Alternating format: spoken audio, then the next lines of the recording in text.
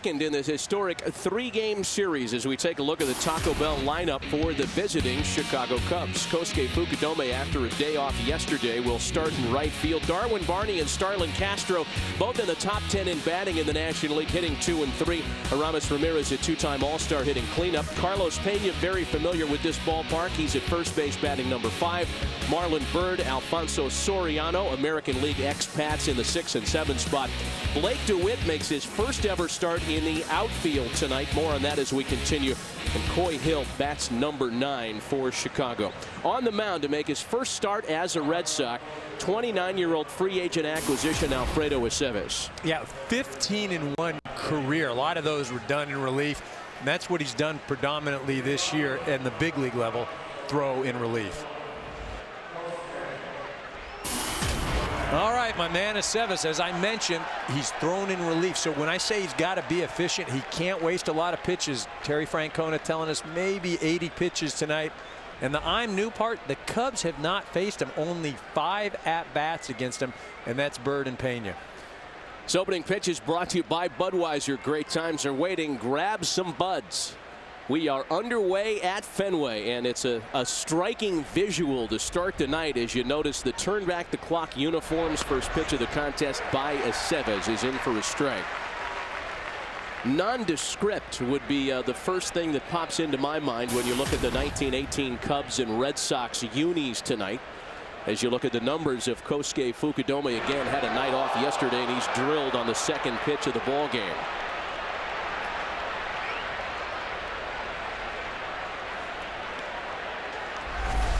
Well, Aceves just trying to go inside, and he just holds it too long, gets Fukudome right in the thigh. Going to tighten up a little bit.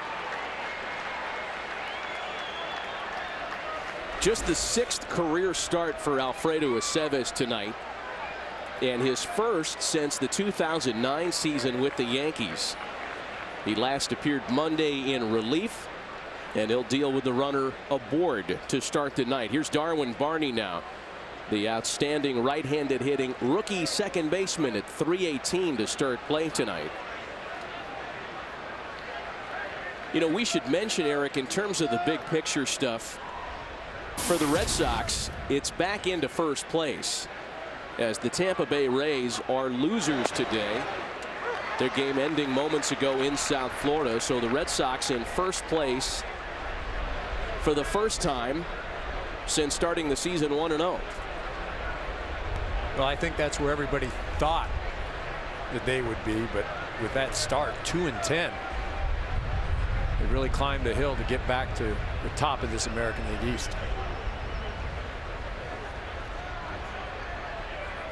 Here's the 0-1 home to Darwin Barney, and it's a ball and a strike now.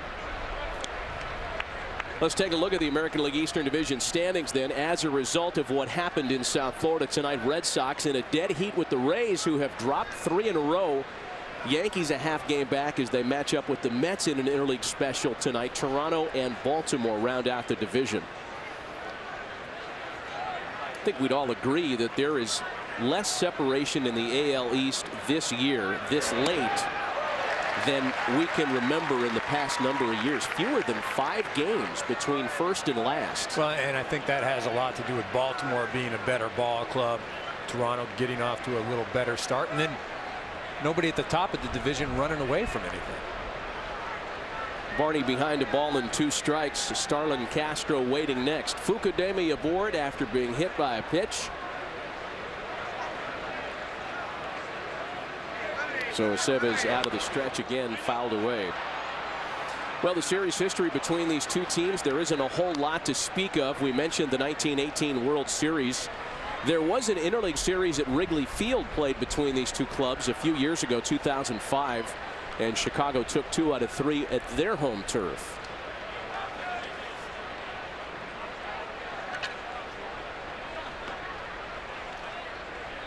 You know, just looking at the pitch right now, Aceves in the all white, and that's got to be, I wonder what that's like for a hitter, because you've got the white hat, you've got the predominantly white uniform. There's nothing to distinguish it. There's no lettering. I'm just wondering if the batters may have trouble picking up the ball tonight. Certainly, if this was a day game, I think that'd be an even more salient point. But to your point, there's nothing going on that jersey. Or that hat. Look at that thing, man. That's looked like it had some Clorox put on it. That thing is white as white can be.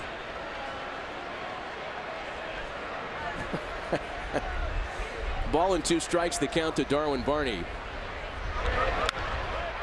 On a hot pass, Pedroia. Fukudome to second. Well, there are a bunch of balls kicked around last night in the series opener, and most of those were Cub miscues. We'll see how that one scored. Runners aboard with nobody out. Well, Barney stays back, lets the breaking ball get in on him, and he hit that pretty good. It was a pretty sharply hit ball, but Pedroia would tell you that he'd make that play more often than not. Official score has credited Darwin Barney with a single, so runners at first and second, and again Aceves looking for his first out tonight. And now it's the hot-hitting shortstop Starlin Castro at .322, number 8 in batting in the National League. And a ball and no strikes to Starlin Castro. Castro 0 for 5 in the opener yesterday. The Cubs were whacked 15-5 last night. Took some of the thunder away from the Chicago fan base, Eric, that's traveled and been loud here for the last couple of nights. Well, the Cubs nation travels as well as anybody. I mean, Red Sox nation gets a lot of the accolades, especially with some of the World Series wins the last couple of years. But these two franchises have as good a following and as faithful a following as any team in Major League Baseball.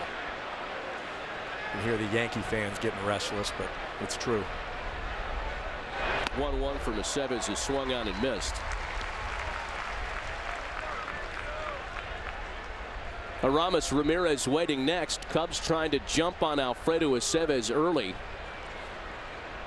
And by Terry Francona's own admission, as we visited with the Red Sox manager earlier today, he'd be happy with 5 strong innings from a guy making his first starting assignment in 2 years.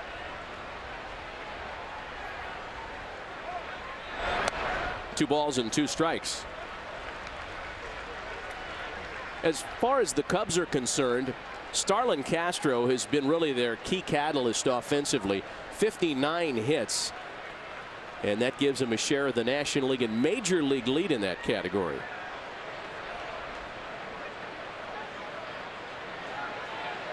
Mike Quade off to a 19-24 start this year.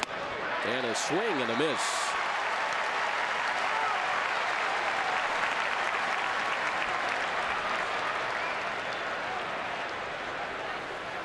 Take a look at the Boston defense while we have a moment. It's been pretty good. 4th best fielding percentage in the American League. Crawford, Ellsbury, and Drew in the outfield. Youkilis, Lowry, Pedroia, and 2-time Gold Glover Adrian Gonzalez at first. And it's Jason Varitek, the 39-year-old captain, receiving Alfredo Aceves tonight.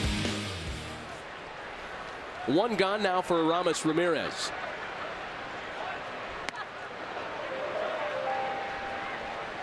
Ramirez was in the lineup last night as the designated hitter.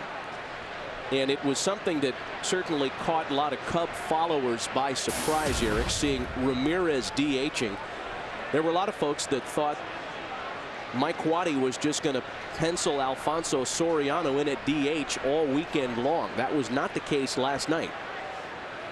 Well, and again, there's a lot of guys that, if they aren't familiar with DHing, they're more comfortable playing in the field. And you're talking about your cleanup hitter, your number 4 guy. And if he wants to be out there and play in the field, then Mike Quade's got to respect that. Even though offensively the team may be a bit better, maybe better defensively out in the outfield, if you can get Soriano in the DH role. One thing Mike Quade's not afraid to do, and that's make different lineups. He's been doing it all year long. This being his 36th different lineup in 44 games. It's a fly ball slicing into the corner and out of play.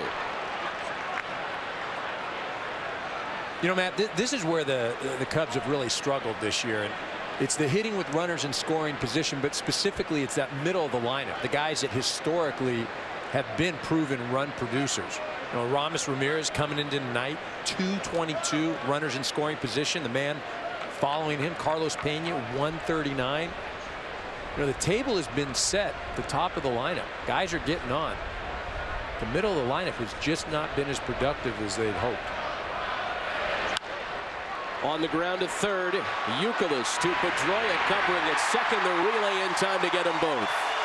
Nothing comes of a hit batsman and a first inning single. Underway at Fenway. Cubs 0, Red Sox coming to bat.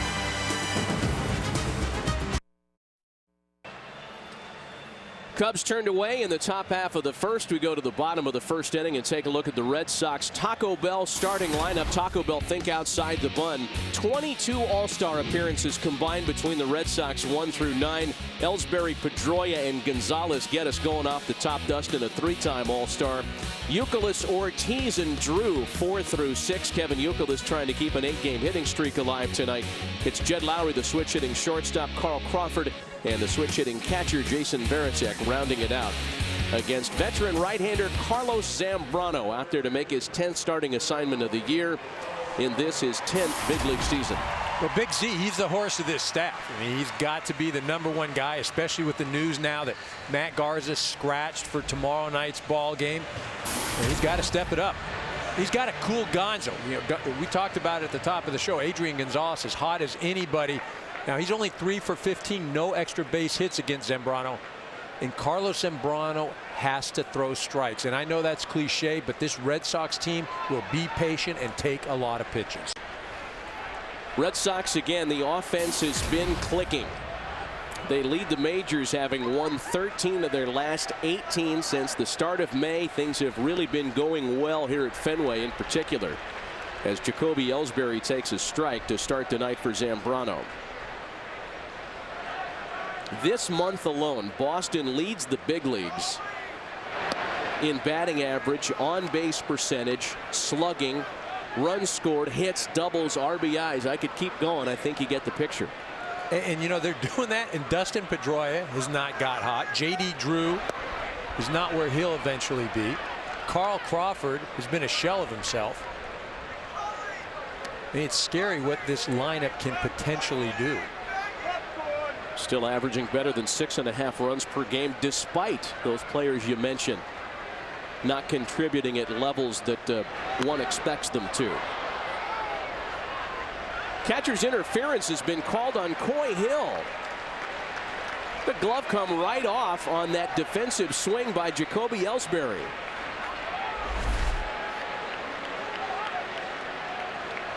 Coy Hill goes out to grab that. You see, as you mentioned, Jacoby Ellsbury just trying to make contact.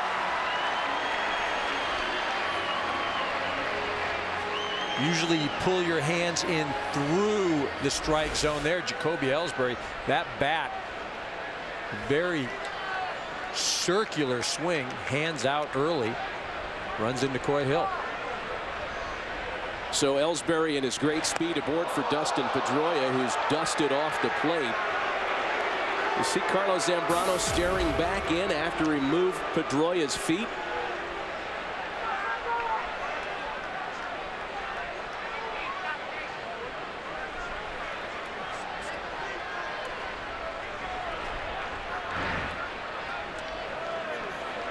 Pedroia was 2 for 4 yesterday, scored 3 runs in Boston's big lopsided win in the series opener. Now, make no mistake, Carlos Zambrano is a guy who wants to establish that every part of the plate is his when he's 60 feet 6 inches away from you. 2 balls and no strikes to Pedroia now. Well, there's no question he will not give in. He's out there and he wants to command the mound, command home plate. Been very good since coming back in mid-August after the disciplinary measures. Very good on the road in particular. However, the last 2 starts have not been as good as where Zambrano began the season in April and early May. Yeah, last 2 starts, 10 runs. He was particularly disappointed in his last start. The Cubs had a lead and had a real bad middle of the game, gave up a number of runs to the Cincinnati Reds. he is an ace.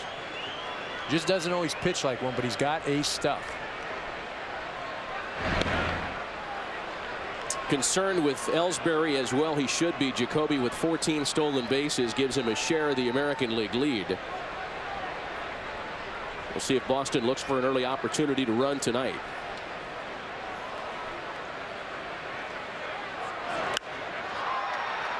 And Pedroia pops it up.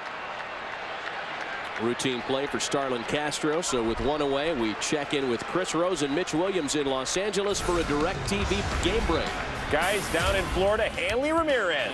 David Price leaves a changeup up, and Hanley hits it up. He's strong, strong man. His fourth of the year. Marlins win it 5-3. Remember to see every baseball game the most in HD. It's 1-800-DIRECTV. And guys, the Red Sox now tied for first in the AL East with Tampa.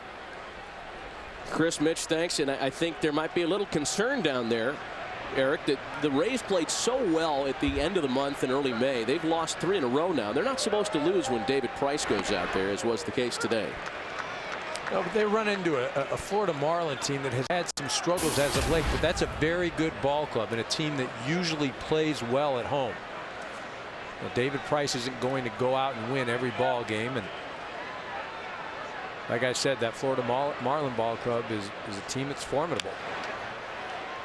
0-2 the count to Adrian Gonzalez. 4 for 6 yesterday in the series opener with 4 runs batted in. And that boosted his major league leading total to 41 at the start of play tonight. He has been everything the Red Sox could have hoped and dreamed for when they acquired him from San Diego in the offseason, and then took a couple of months, but quickly got him to re-up on a contract extension. And he's certainly making that contract extension look like a bargain for the Red Sox. I mean, he's a complete hitter. He's not just a slugger, not just a guy that's swinging for the fence. Got an approach, got a plan each and every time he's up. Swinging a drive out to center field. This is playable for Marlon Byrd, who quickly calls off Blake DeWitt to make the catch. Let's take a look at the rest of the Cubs defense because it's noteworthy tonight. Blake DeWitt making his first ever start in a big league outfield. He's in left. Ramirez, Castro, Barney, and Pena around the infield. Carlos won a Gold Glove in 2008. Coy Hill behind the plate, as he has been in the absence of Giovanni Soto for the most part. And again, Carlos Zambrano making start number 10 tonight. And that was certainly the first thing that jumped out at us when we looked at Mike Quaddy's lineup card. Here's Kevin Youkilis now, and that's the outfield. How are they going to play left here? How are they going to DH? Last night it was Soriano out there. He kicked the ball. And tonight, Quaddy feels apparently like he's in better shape in left with Blake DeWitt, who's never played a big league outfield position before. There goes Ellsbury. Hill's throw down to second, takes a bounce. The bag for Jacoby is his major league, or his American League leading rather, 15th of the year.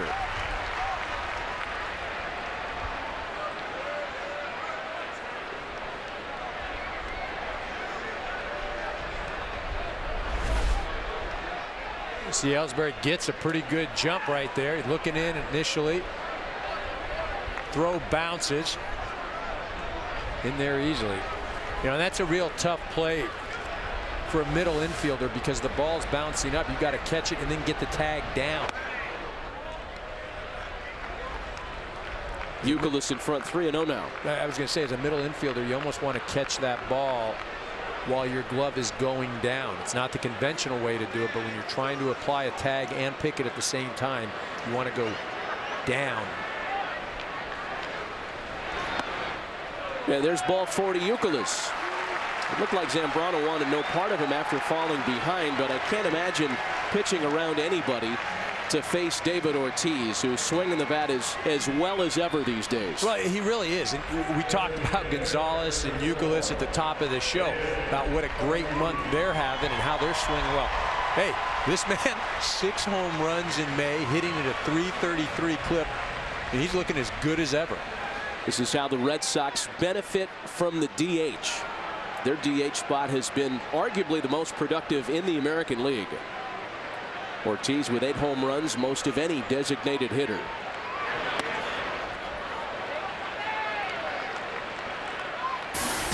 That's the big difference when the National League teams come to play in an American League ballpark. They don't have a guy that they're paying $10, $12, $15 million a year to do that, to DH. It's a spot that National League managers can use to give a guy a blow defensively, maybe mix and match based on a pitching assignment. But Terry Francona knows that, with exceptions perhaps every once in a while against a left-handed pitcher, this guy's going to be his DH more or less every night.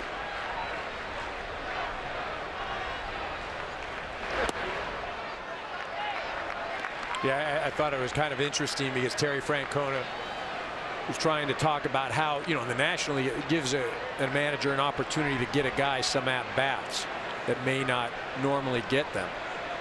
But I'll take that $10 million DH any day of the week over a guy trying to get some at-bats. Hopped him up into shallow left. First defensive chance for Blake DeWitt. Look at him, like he was born to play left field at Fenway Park. Couple left on for Boston in the first.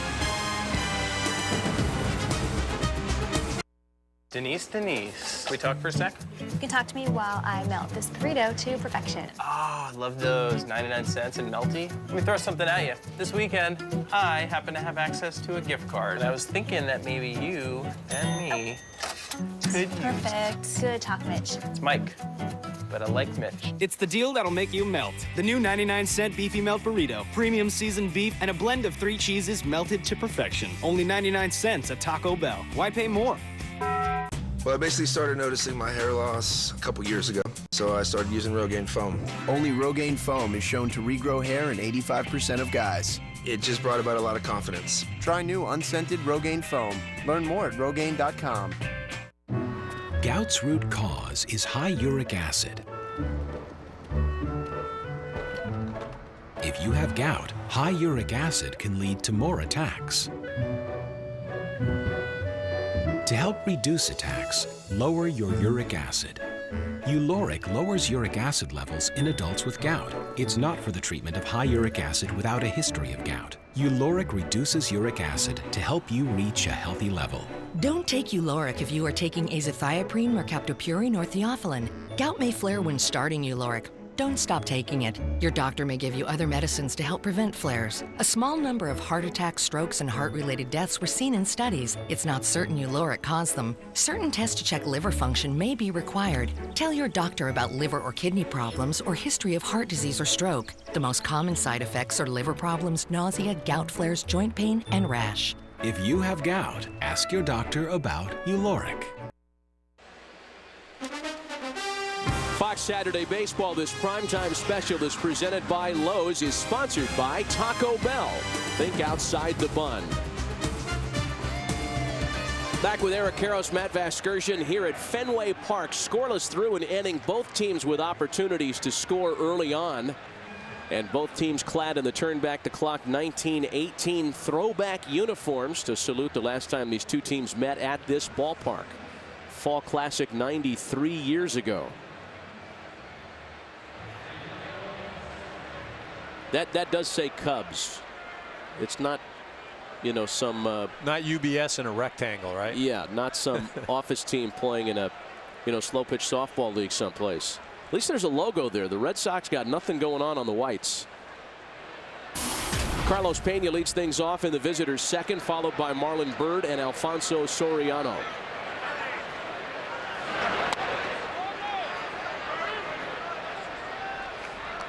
Carlos Pena hitless yesterday, 0 for 4 in the opener. He and Alfonso Soriano have more experience in this ballpark than all the other Cubs on the roster combined.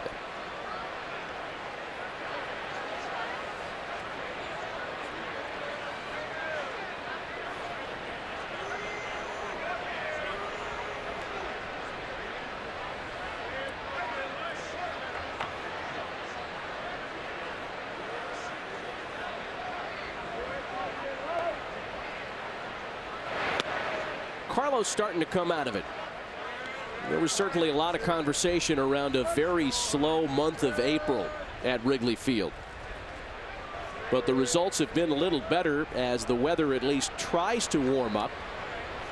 Pena batting .309 in the month of May.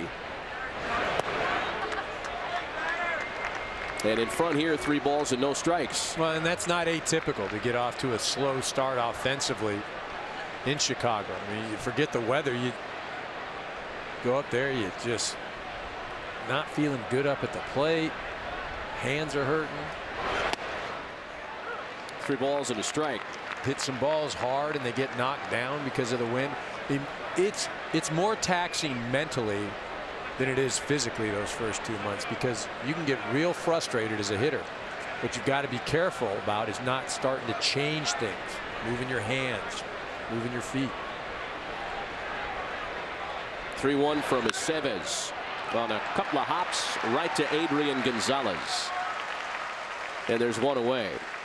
Well, the turn back the clock uniforms did not go without notice of this veteran umpiring crew who gave the bat boy the business before the game tonight. You look like a football referee. Hey, we got a football referee. Where's your flags at? Where's the beanbag? Oh. If there's any challenges, I'll go up and review it. There you go. Red Sox bat boy Chris Cundiff taking the brunt end of the gags. I don't think Chris had much to do with the design of the Throwback uniforms, I got to say. Taking it like a champ. I mean, how do you sell those things? How do you sell that white hat and say, no, really, that's a Red Sox hat? 1-0 the count to Marlon Byrd. It's almost, if you close your eyes and look at the Red Sox uniform, you visualize a group of your uncles down in Boca at Del Boca Vista Phase 2 retirement community playing lawn bowling on a Sunday afternoon. Well, notice too, all the players, they've got the high socks. You know, typical now, today's player, they wear the pants all the way down to the shoe. Getting to see a lot of calves exposed tonight. I like the fact that they're doing that. Get the spirit of the thing, right? Well, Kevin Youkilis, I'm not sure what he's featuring down there.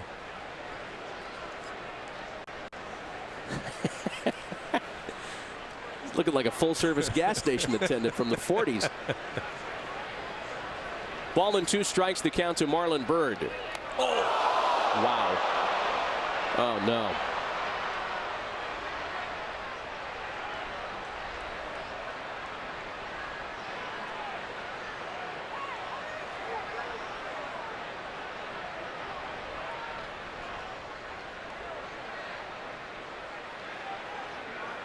Boy, that is a frightening moment when someone misses up around the head. We'll take perhaps one and only one look at what happened here. They're rushing Marlon Byrd right onto the trainer's table. Well, this ball, they wanted to go up high, just continues to run in. Looked like it got a little bit of the helmet and some good part of the face.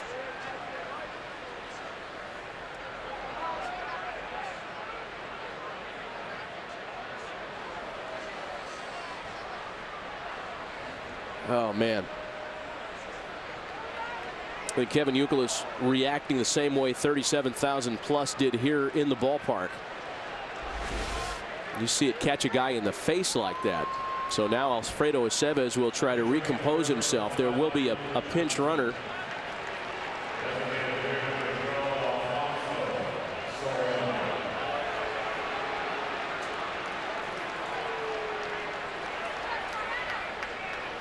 So Reed Johnson runs. He will likely remain in the outfield. We'll see how they reconfigure defensively the Cubs in the next half inning. And here's Alfonso Soriano now.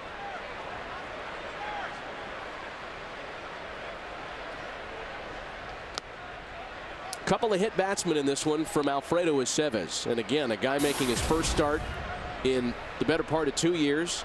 He has not thrown a lot in relief this season.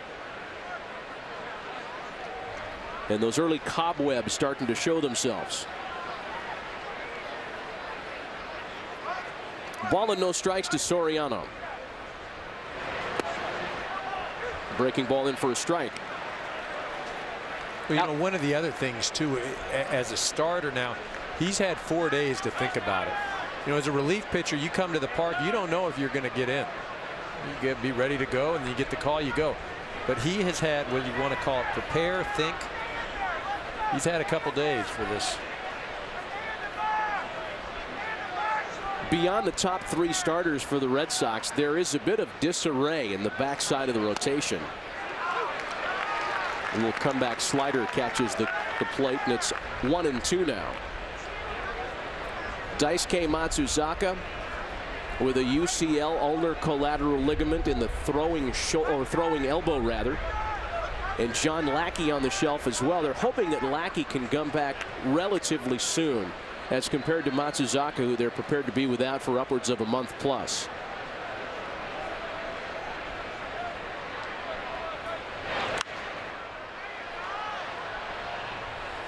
And that's not to say the bullpen is completely healthy either. The Red Sox without Bobby Jenks, who has missed 17 games with a bicep injury. And I think you could say the same thing for the Red Sox as you do for the Cubs, and that's that the 4 and 5 spots in the rotation, there's a lot of uncertainty there. There is uncertainty, but the Red Sox, they've had what they've had for a number of years, that ace in the hole, Tim Wakefield. Getting a start tomorrow, I believe. But he's a guy that can fill so many voids. You know, and one of the things about him starting tomorrow, you know, he doesn't just impact the club he's pitching against that day. Usually after you face a knuckleball pitcher as a hitter, you're kind of in a funk for a few days.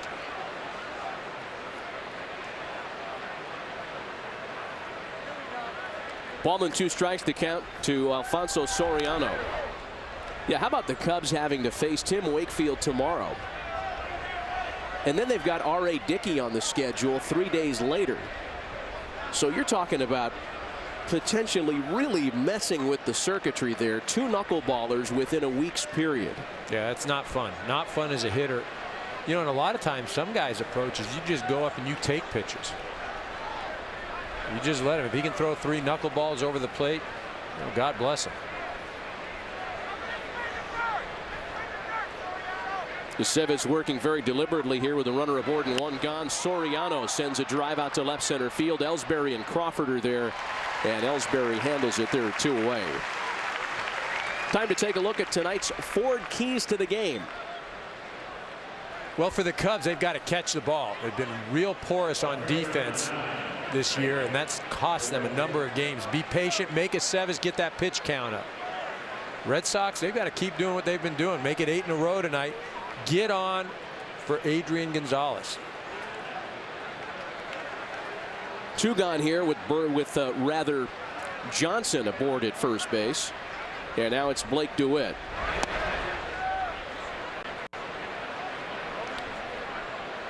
Well, obviously Mike Quade would not have penciled Blake DeWitt out there in left field tonight if he didn't think he was capable of handling the job.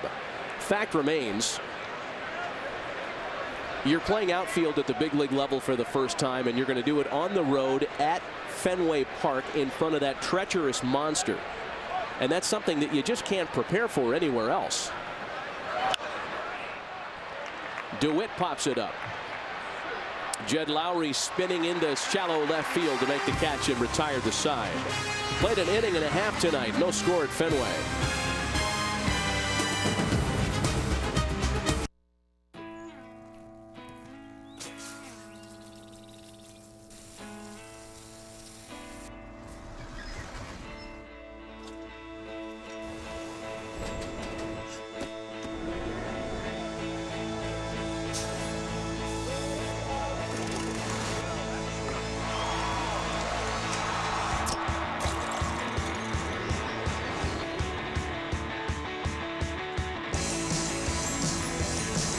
Spicy, crispy, peppery, chickeny, yummy, only $1. Take care of your engine, and it'll go far. One way I can take care of my engine, 1-A-Day Men's, a complete multivitamin for my overall health. Plus, it supports my heart health and helps maintain healthy blood pressure. Oh. Kind of makes your heart race, huh? There was a town held captive by an evil gas pump. It fed on people's hard-earned money. But along came the Michelin Man, who reminded them the right tire changes everything. And with fuel-efficient tires in place, that evil gas pump wasn't so evil anymore. Michelin Energy Saver AS tires can help save up to 109 gallons of fuel. Michelin, a better way forward. But it's just 2 degrees. 2 degrees is a lot of money.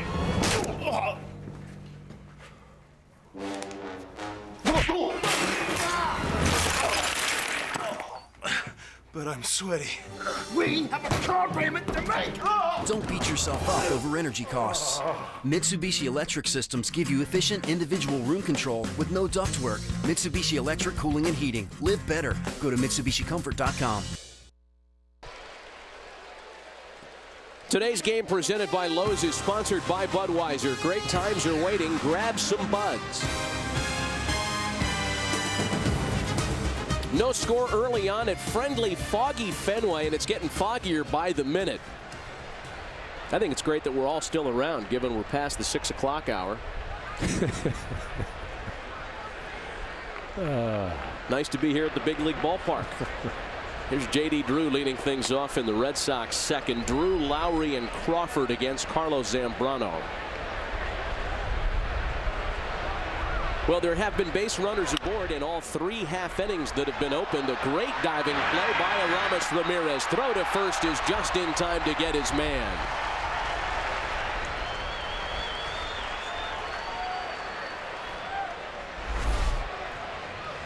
Well, this is why you run out Aramis Ramirez at third base. Still one of the finer defensive players in the game.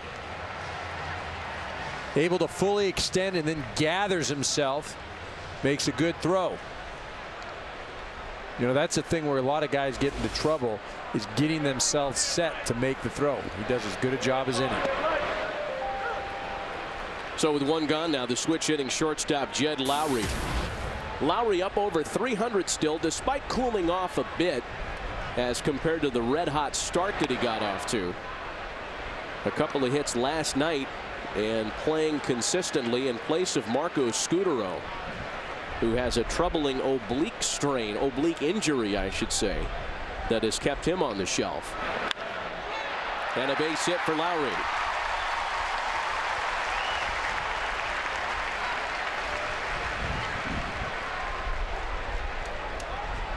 First hit of the night for the Red Sox.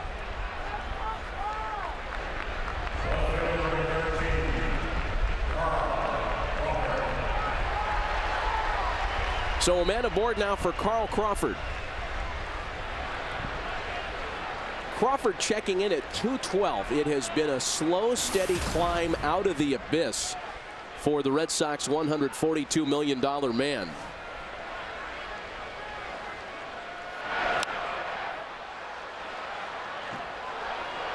A 4-time All-Star in Tampa Bay, and a guy who came here to Fenway Park regularly as a visitor to inflict much damage on the Red Sox, has found adapting to the new uniform perhaps more difficult than he bargained for.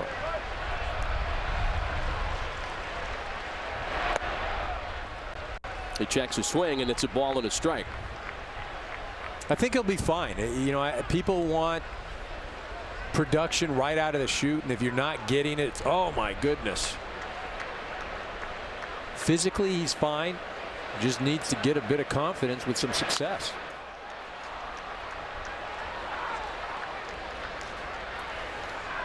Well, you can take a look at how he has climbed out a bit after the horrible April that saw him bat $1.50. 288 so far in this still unfinished month of May.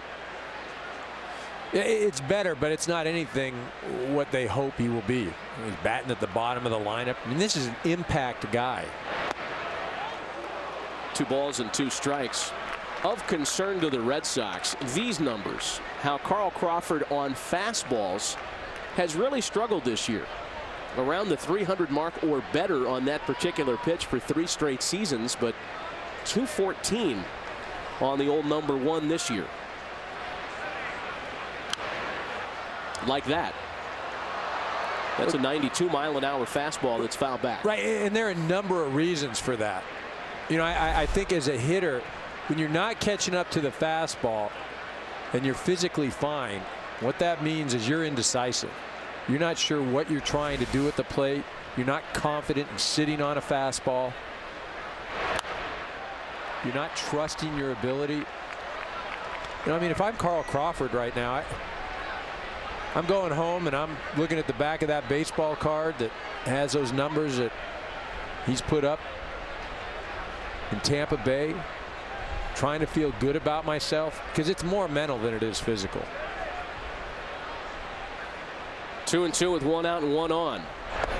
And a full count now.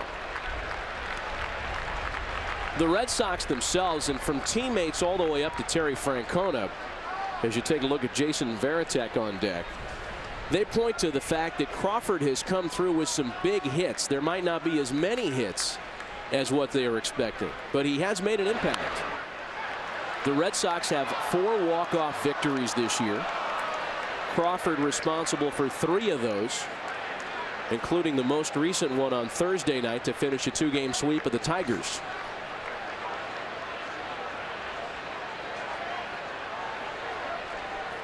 Putting up a pretty good fight against Carlos Zambrano as you take a look at Red Sox hitting coach Dave Magadan. That's dumped into right and has a chance to drop in. No, Fukudome's there to not only make the catch, he had a shot at doubling off Lowry. Jed gets back, and there are 2 away. Well, Crawford doing a nice job of battling some pitches, but then eventually gets one in on the hands. Fukudome comes running in, makes a nice catch, and thinks maybe he'll catch Lowry sleeping. Just in on the hands, doesn't get the extension. That was a 9-pitch at bat, and to our earlier point, Eric, the last 4 pitches were fastballs. I mean, here it is, hit it. Challenging a guy. And now Jason Varitek with the man on. Well, anytime somebody's struggling, they have to prove to you that they can hit a fastball. Whether you're a rookie, whether you're a guy that is going through some struggles. And Zambrano's fastball, it's not straight. There's a lot of movement there. Throws a heavy ball.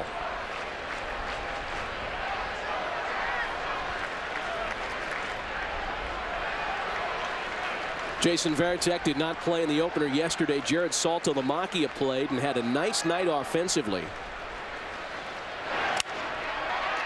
Varitek's jammed, and a 1-hopper to Barney that will retire the side. 2 complete in the books at Fenway. Scoreless will return to Boston after a break from your local Fox station. You're watching Major League Baseball. When Dunnett Incorporated first opened more than 62 years ago, we were just out of World War II and busy building the American dream. Dunnett still helps Maine families achieve that dream with quality name brand appliances. Dunnett does it with warehouse selection and warehouse pricing right in the showroom, with free delivery without a mail-in rebate. Dunnett does it with a free range or dryer cord with your purchase, rated #1 sales and service for 15 years in a row. For more than 62 years, we've said it. Dunnett has done it again. EBS Building Supplies is your partner in home improvement. Marvin Windows and Doors are made for you. You know, you wouldn't put just anything in a well-designed home. So when everything matters, choose Marvin Windows and Doors. EBS has what you need at prices you can afford. EBS is helpful service with a smile and a location near you. Remember, the world looks better through Marvin Windows and Doors. It's your life. Live it. EBS Building Supplies. Can do. Just ask. At the Furniture Gallery, you'll find the best furniture value for your money guaranteed. These great accents are your choice for just $99. This recliner or chest of drawers is your choice, just $149. This microfiber sofa with accent pillows is only $199. And this table and 4 chairs is only $249. Quantities are limited, so hurry in to the memorial sale going on now only at the Furniture Gallery on Broadway in Bangor. We only look expensive. Everywhere you turn, there's another company claiming to buy your gold at the highest price. Here's the deal. Your gold and silver really are worth thousands of dollars if you go to the right place. At The Gold Experts, we base our prices on the market value. No one can pay more, period. I got $750. Over $200-something. $575. Over $1,400. So pick up that old gold jewelry and find out for yourself at the Hampton Inn just off I-95 in Bangor behind Toys R Us this Friday, Saturday, and Sunday, 10 to 5. You're watching WFVX Fox Bangor.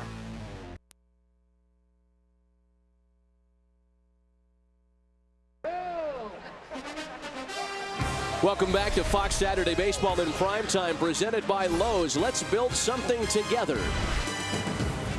Together with Eric Karros, Matt Vasgersian back at Fenway. Scoreless after 2 innings. This 3rd inning will look and sound a little different. You're looking right there at the PA announcer. Yes, the PA announcer. Coy Hill leads things off in the Cubs' 3rd.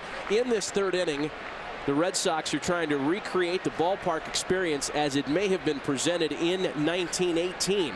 The last time these two teams met at Fenway prior to last night. So as a result, no music between innings. No PA announcer the way we know it. That was your PA announcer, dude with a megaphone. And they've changed the scoreboard presentation. So that sets the stage for this top half of the 3rd.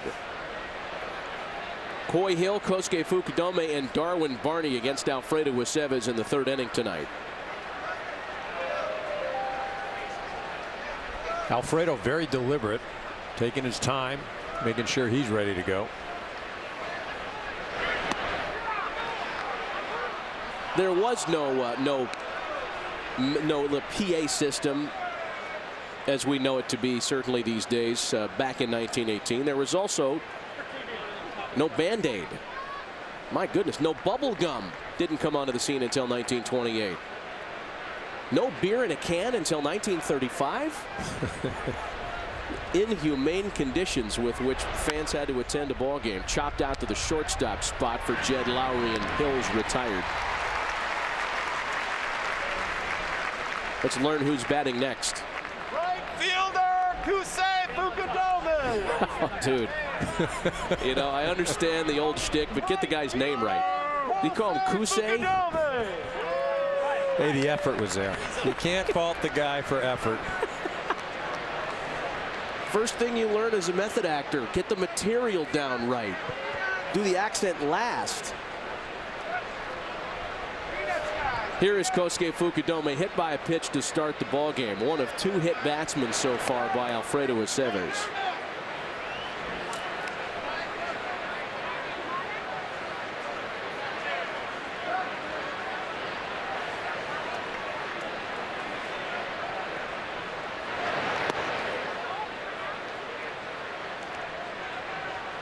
Two balls and no strikes to Fukudome.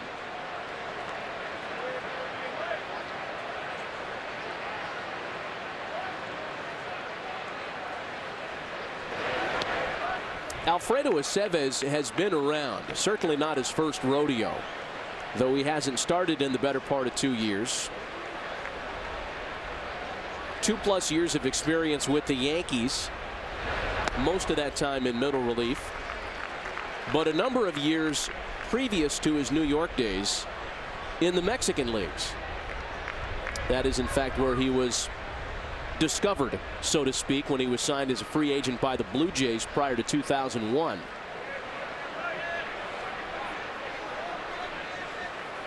And he's trying everything right now. Standing out there trying to mess up the hitter's rhythm, taking his time. And there's ball 4 to Kosuke Fukudome. PA announcers got me doing it. Hey, more fun from 1918. The president was Woodrow Wilson, telling everybody to waste not, want not, and turning off lights in the White House. 3 cents for a stamp. World Series Game 1, the first time the Star Spangled Banner was played prior to a baseball game, and Ted Williams was born that year.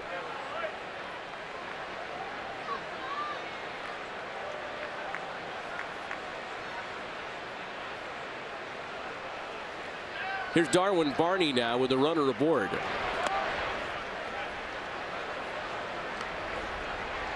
You know, it's not as though these two teams meet often, even in spring training. The Cubs being in the Grapefruit League, or in the Cactus League rather, and the Red Sox being in the Grapefruit. Interleague play brings them together once every blue moon or so, it seems. So there isn't a lot of head-to-head. But that doesn't prevent you from putting each franchise next to one another and comparing that way. 2 balls and no strikes, the count to Darwin Barney.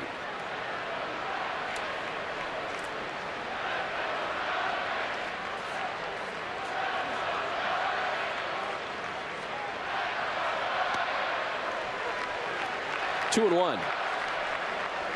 Since 1919, the year after they met in the World Series, this is the way it's played out for the Cubs and Red Sox. A winning percentage very close to one another. The 2 World Series titles, of course, for the Sox in 2004, 2007. Cubs still without. And look at the difference in batting titles. Runner goes from first, throw down, and Fukudome has it stolen. Cubs of the Red Sox, rather, have had a problem shutting down running games for the last number of years. Well, it is one area where they're vulnerable, and the Cubs, they just don't run. They do not run. But again, when you have opportunities like this, trying to make things happen, Mike Quade, hey, go ahead and try and steal a base if you can. So Fukudome in scoring position now. 3 balls and a strike to Darwin Barney. Starlin Castro waiting next. The long look at the runner. And ball 4. What about the Mets and Yankees for a DirecTV game break? We check in with Chris Rose and Mitch Williams in Los Angeles. Thank you, Matt. Russell the Muscle is back. And this could be one of the best offseason signings ever. He's hit 8 home runs this year, 12 in his last 240 games. Mets and Yankees tied at 2. Remember to see every baseball game the most in HD. It's 1-800-DIRECTV. Matt and EK. Guys, thanks. Yankees a half game back of the Red Sox and the Rays. Rays losers earlier today in South Florida. They've dropped 3 in a row. Things are tight as can be. Did I hear best offseason signings ever? Did I hear that? I don't know. Did he drop an ever? He dropped a ever on there. Forever and ever. A bold statement from my man, Mitch. The Wild Thing's a big fan, apparently. Starlin Castro with a chance. Runners at first and second now with 1 gone. Back-to-back 1-out walks by Alfredo Aceves, who has indeed struggled with his command tonight. You know, just another note on the AL East, Eric. Since 1995, never has that division been separated by 5 games or less this late into the season. We're so used to saying Red Sox, Yankees, and then the last couple of years the Rays, and we just kind of leave Toronto and Baltimore out of the conversation. That is an all-encompassing conversation this year. A chopper over the mound to second as Pedroia gets it to Lowry. They have the force play on Barney, and there are runners at the corners with 2 gone.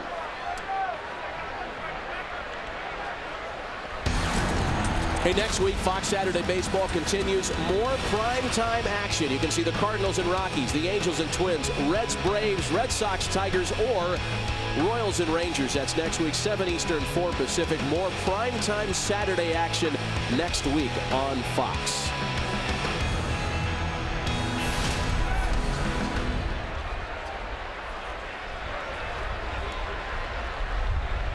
Aramis Ramirez the batter now. He grounded into the inning-ending double play in the first.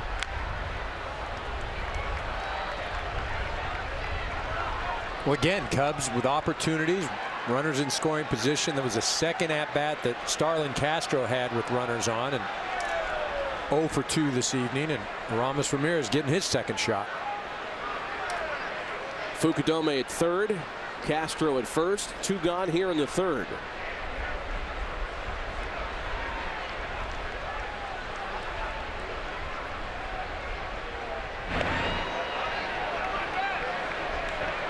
What do you think so far of the no music? You know, I haven't noticed that. I haven't heard any. I guess we actually wouldn't notice it until the bottom of the third, because that's when the home team gets walked up to the plate with their favorite, iPod selections. That's dumped into shallow left center, and it's going to drop in front of Ellsbury to bring in a run. Ramirez to second, and the Cubs strike first, 1-0 Chicago.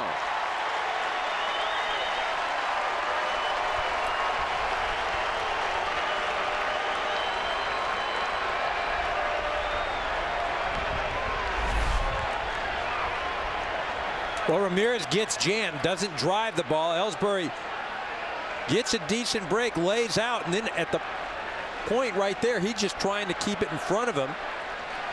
So Castro doesn't score. Does a good job.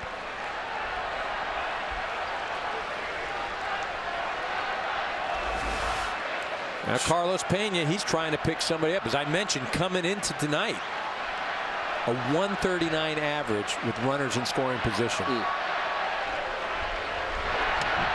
A ball and no strikes to Carlos Pena. Remember, it's not Marlon Byrd on deck. Byrd was scheduled and batted 6th, but was hit in the face with a pitch in the 2nd. And so it's Reed Johnson on deck. And just an update on Marlon's status. He is being taken to a local area hospital here shortly for evaluation. We're told he never lost consciousness, which is certainly a good sign, and if we receive further updates, we'll be sure to pass them along.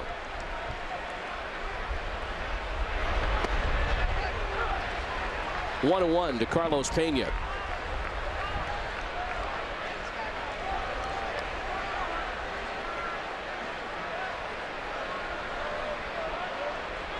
Alfredo Aceves wiggled off hooks in the first and in the second. Had runners at first and second to start the ball game in the first, and got out of that jam.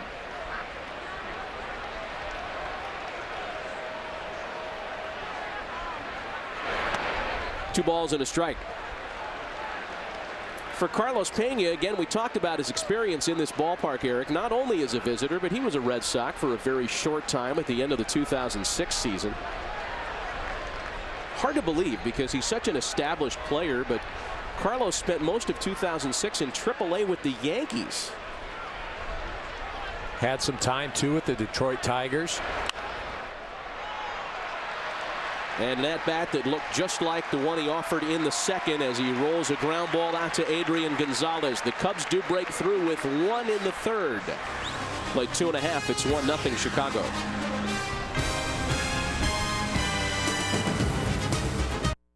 Spicy, crispy, peppery, chicken, yummy, only $1. The Chevy Cruze Eco gets up to 42 miles per gallon. What? Sam, get your ears cleaned out. What did he say? 42 wild Italians. Huh? It's a cruise for plus-size individuals. It's a commercial, that's all. I'm pretty sure he said the Chevy Cruze Eco. A commercial for Eagle? Eagles, no, Eco. It's the Chevy Cruze Eco, gets up to 42 miles per gallon. Who asked you? Amazingly fuel-efficient Chevy Cruze Eco. Turn up the volume. If you think heroes are only in movies, consider this. Over 70% of firefighters are local volunteers. These are our neighbors putting their lives on the line. And when they rely on a battery, there are firefighters everywhere who trust Duracell. And now you can join with Duracell to help. Just buy specially marked packs, and Duracell will make a battery donation to local volunteers. These days, don't we all need someone to trust? Duracell, trusted everywhere.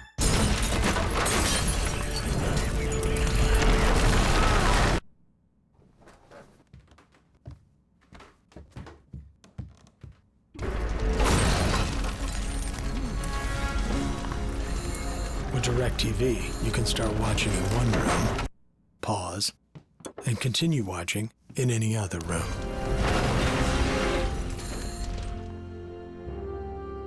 Don't just watch TV, DirecTV.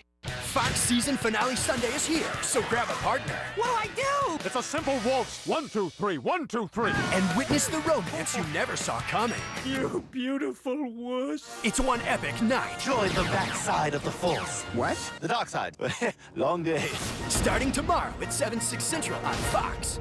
I'm John Walsh. While you enjoy tonight's game, the manhunt continues online at amw.com. America's Most Wanted back on Fox Saturday, June 4th. 1-0 Chicago as we start the bottom half of the third. I was hoping to catch Cha-Cha down here mispronouncing the name of another player, but in fact, he's just holding it up to his lips now. Jacoby Ellsbury leads things off in the third. Ellsbury, Pedroia, and Gonzalez. Jacoby reached in the first on the rarely seen catcher's interference play. Rarely seen because it was a play in which Jacoby hit the glove square off the hand of Coy Hill.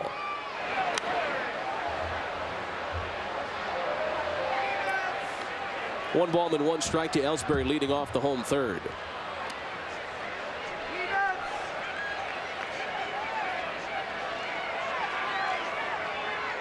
Three base runners against Carlos Zambrano so far tonight, including that catcher's interference play, a base on balls, and a single. And nobody past second thus far.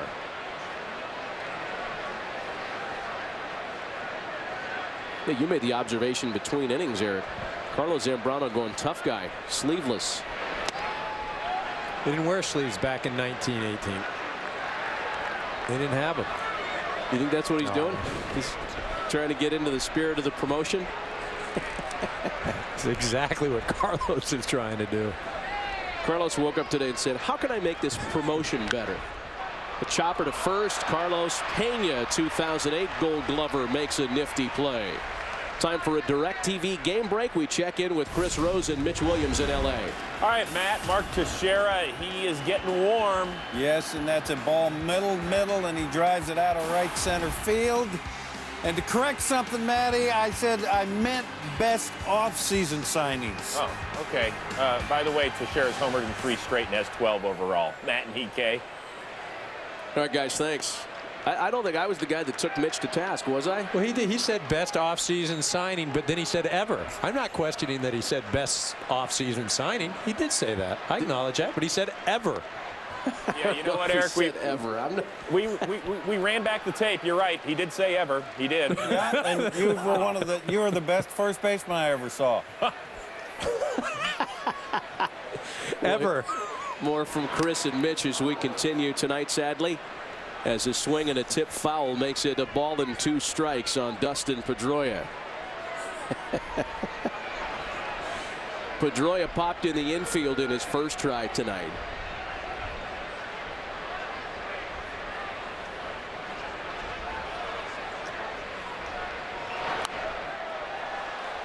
You know, of all the numbers that get put out there for a guy like Carlos Zambrano, who's got such a big body of work,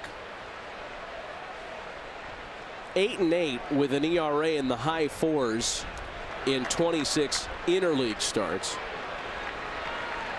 And a lot of the pundits try to make a big deal about someone's interleague numbers. You know, who's the all-time interleague hits leader? Guy hits 250 in interleague plays. I'm not sure that any of it matters anymore because we've cross-pollinated the game to the degree that an opponent's an opponent now. A swing and a miss. Pedroia down on strikes. First of the night for Carlos Zambrano. So 2 gone for Mr. May, Adrian Gonzalez, at least this year, Mr. May. We don't mean that in a Steinbrenner Winfield derogatory term. Adrian has been red hot this month. Well, he really has. You know, 1 home run in April. See what he's done this month, the 8 home runs at 26 RBI. You know, what's been impressive is his ability to use the green monster, the wall, this month. Peppered a lot of balls off that wall. It's like he's playing racquetball against that thing. He did not do that the first month. I believe only 1 ball off the wall in April. We should point out that the 8 May home runs that we had pointed out on that graphic that were tied for first, now find him trailing the red-hotter Jose Bautista, who homered twice tonight for the Jays. He's got 9 in May now. Those numbers for Gonzalez were entering play today. That is not to take away what has been a great start to the month for the 3-time All-Star. On a sharp hop to shortstop, and a 1-2-3 third for Carlos Zambrano. Through 3 complete at the fence. Cubs on top 1-0. To increase fuel efficiency, its profile is sculpted for optimal aerodynamics. It reduces wind resistance in an irresistible sort of way. The all-new Ford Focus with up to 40 miles per gallon highway. Give yourself an edge. One A Day Men's Pro Edge. A complete multivitamin with more magnesium to help support healthy muscle function.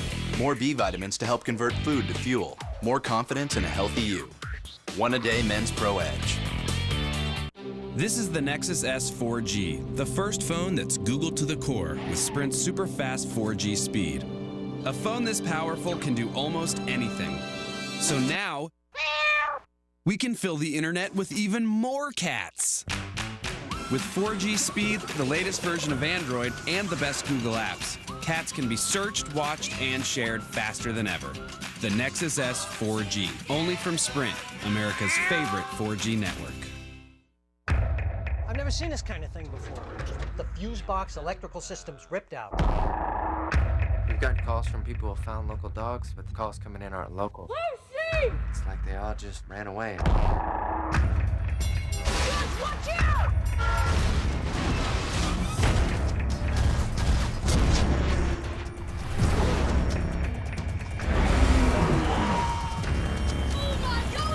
Super 8 in theaters and IMAX June 10th.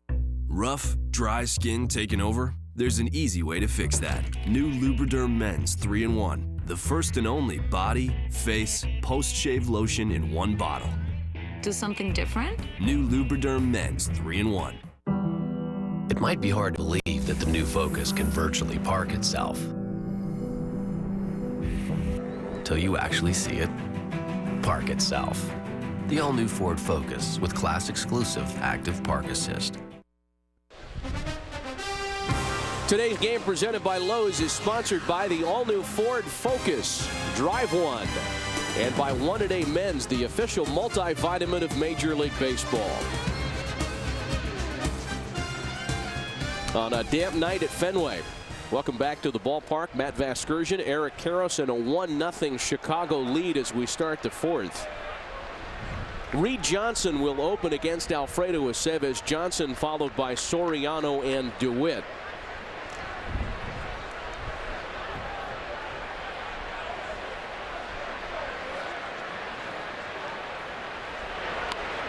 Well, Reed Johnson out there to continue after pinch running for Marlon Byrd in the top of the 2nd. And this was the scene and the reason why Reed Johnson is out there. Byrd hit in the face. And again, he has been taken to an area hospital for further evaluation. Never lost consciousness. And if we get more on his status, we'll be sure to post it for you.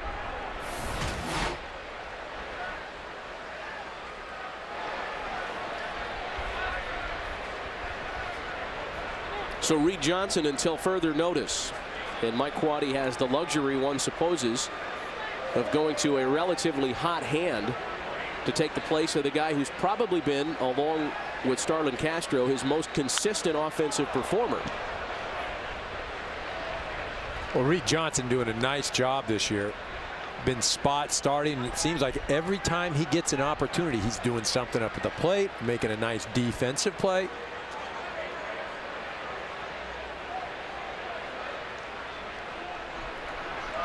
Came back to the Cubs, did Johnson, on a minor league deal this year.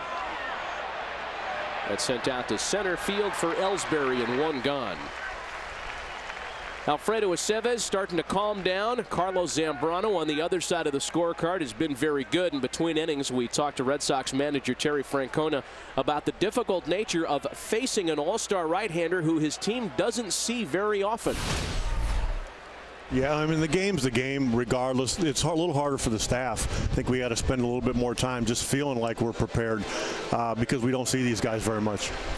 Adrian Gonzalez, everything you thought he'd be? Yeah, I mean, you don't make a trade of that magnitude without knowing what you're getting, but it sure has been fun to watch and get to know him. Terry, thanks for the time. Thanks for the visit. Best of luck the rest of the way. Okay, guys, thanks.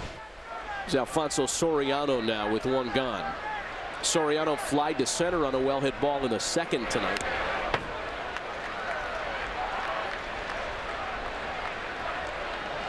Nothing in two.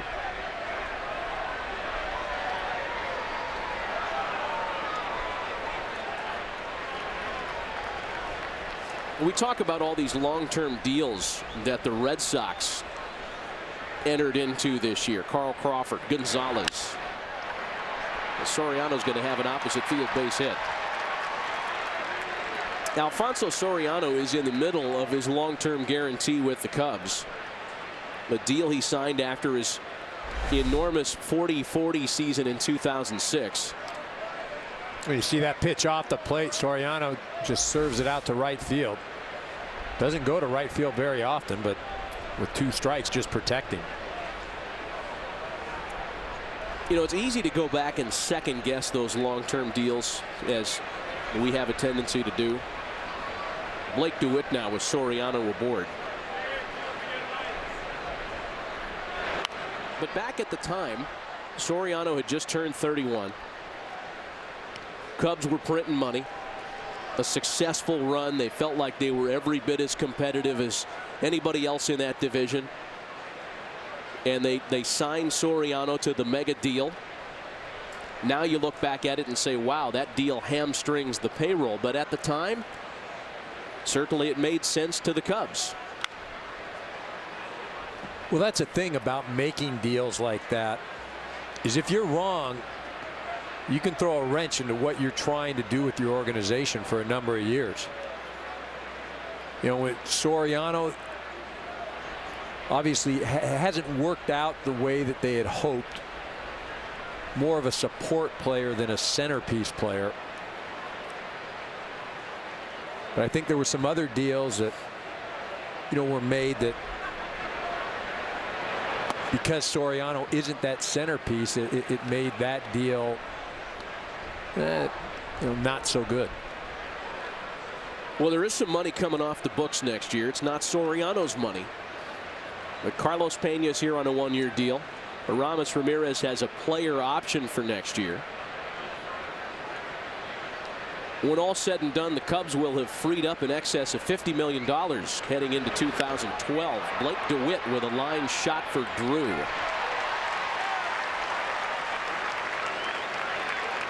Help make a baseball moment. Kids will never forget. Go to ChevyBaseball.com to support youth baseball. Plus, enter to win one of 4 trips to the 2011 All-Star Game and keys to a new Chevrolet. Guess the question that gets kicked around at Wrigley most often, Eric, is there going to be enough in the kitty with the money coming off the books and whatever else might be scratched together to get involved in the Prince Fielder Albert Pujols sweepstakes? Well, you have to look at how will that impact your ball club, not just next year, but into the future. And does that piece fit into what you're trying to do? Well, does that piece make your club a pennant contender? You don't go out and get involved just for the sake of being involved. I think that's what Jim Hendry will have to decide. I know fans will clamor, especially Cubs fans. Go out and get Pujols. Go out and get Fielder. But maybe that money is better spent somewhere else. That would be if either one of those scenarios plays out and Prince Fielder or Albert Pujols is a Cub in 2012.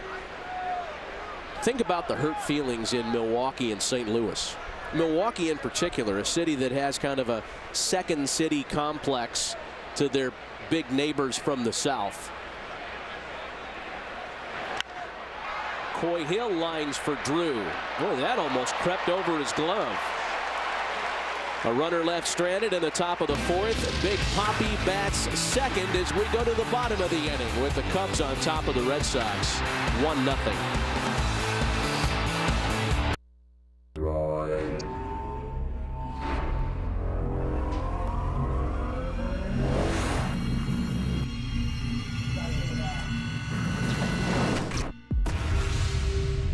have never held a droid this powerful. One that streams movies on a Super AMOLED Plus display with detail and color you never imagined possible.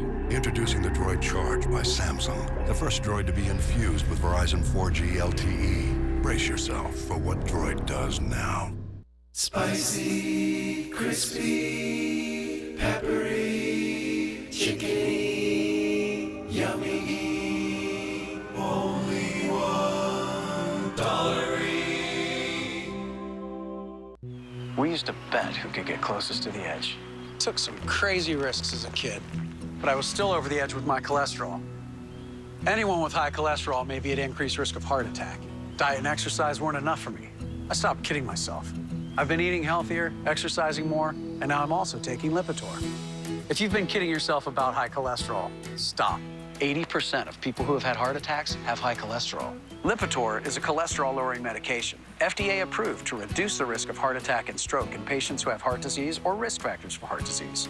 Lipitor is not for everyone, including people with liver problems and women who are nursing, pregnant, or may become pregnant. You need simple blood tests to check for liver problems. Tell your doctor if you are taking other medications or if you have any muscle pain or weakness. This may be a sign of a rare but serious side effect. Keep going. Great ride down. Yeah. If you have high cholesterol, you may be at increased risk of heart attack and stroke. Don't kid yourself. Talk to your doctor about your risk and about Lipitor. So you're telling me you watch every single game all season long right here on the couch? What if you get hungry? Here.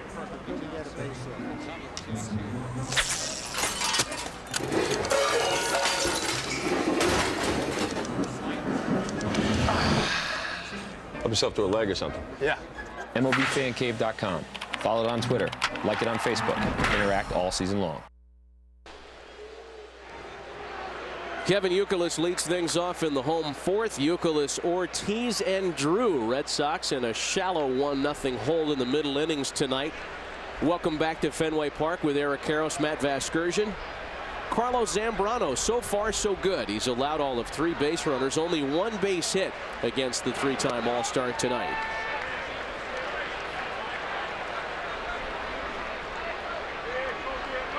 Youkilis at 271 on the season. As you can see, he has been particularly good here at Fenway Park this year. His home batting average up over 360, good for 3rd best in the American League.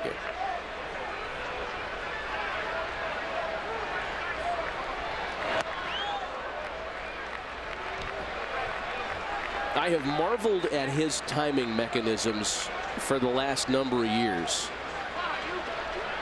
Between the violin act up top with the bat that's been well documented by now, the constant motion and the nervous energy at the plate, it's amazing how he has the kind of success he has. Yeah, but the one thing that is relatively stable, it's the feet. You know, that's your base. You can do all the moving you want, but his base is pretty darn solid. And if you watch him, you know, he's moving, but all he's doing is staying loose. But look at the feet. Boom. Same thing every time. And a base hit to lead off to Boston 4th.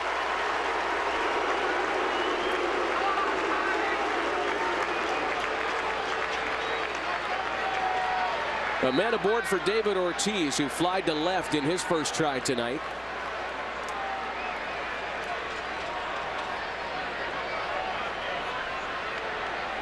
You know, the discussion of impending free agents that we had in the previous inning, Fielder, Pujols, we'd be remiss if we didn't include David Ortiz in that conversation.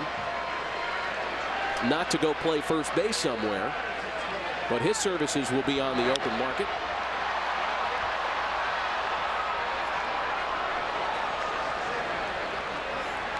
The impact he's had on the Red Sox has been immeasurable.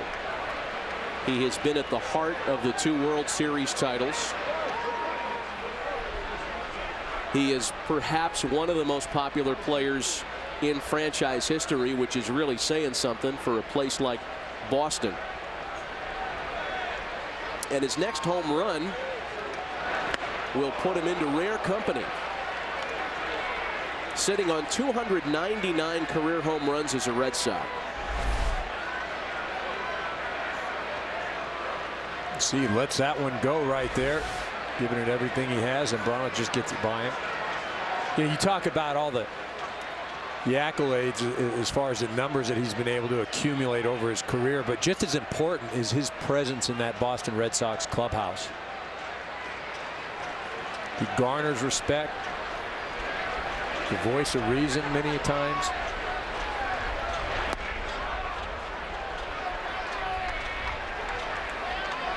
There have been only 4 Red Sox to hit as many as 300 home runs with the team. And again, Ortiz's next will be number 300. He'll join Ted Williams, Carl Yastrzemski, Jim Rice, and Dwight Evans.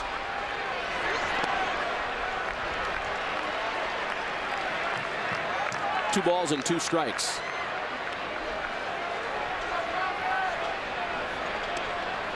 I know fans might be sitting home saying, wait a minute, what about Manny? What about Carlton Fisk? Big totals, but neither one of them got to 300 as a Red Sox.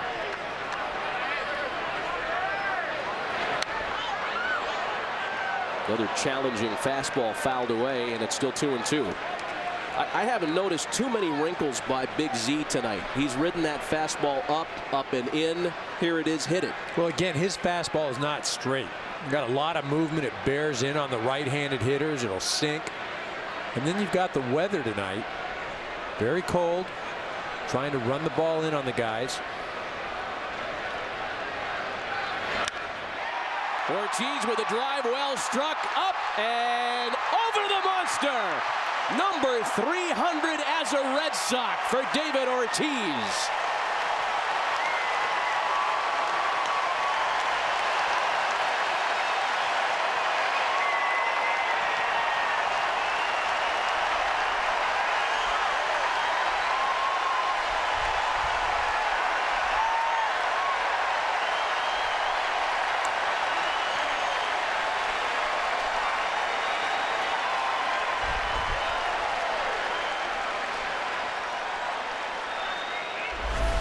Well, he's done it as well as any left-handed hitter to wear a Red Sox uniform, and that's used that monster in left field to his advantage. Fly ball, gets it right into the front row, lets the ball travel deep in him, and then muscles it out into left field. J.D. Drew follows with a ground ball for Darwin Barney. And that's the first down of the inning for Carlos Zambrano. Number 9 for David Ortiz. And don't they look dramatic when they're coming right at you there in the Green Monster.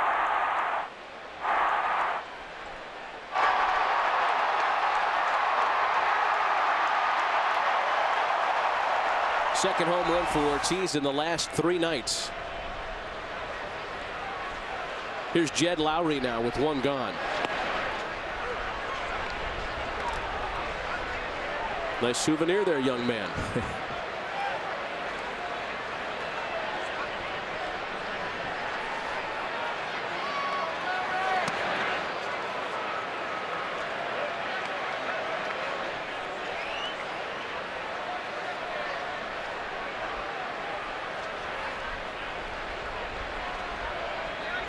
Zambrano working quickly. The 0-1 to Lowry is swung on and missed.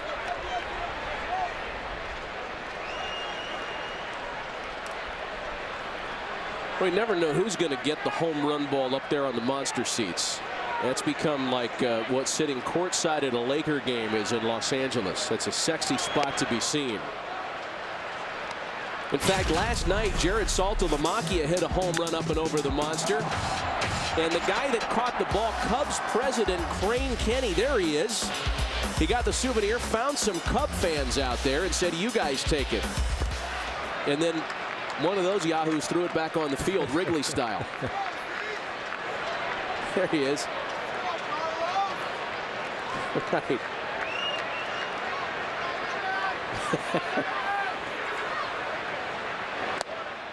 Lowry tried to hold up, and on the appeal they say he did. Check his swing.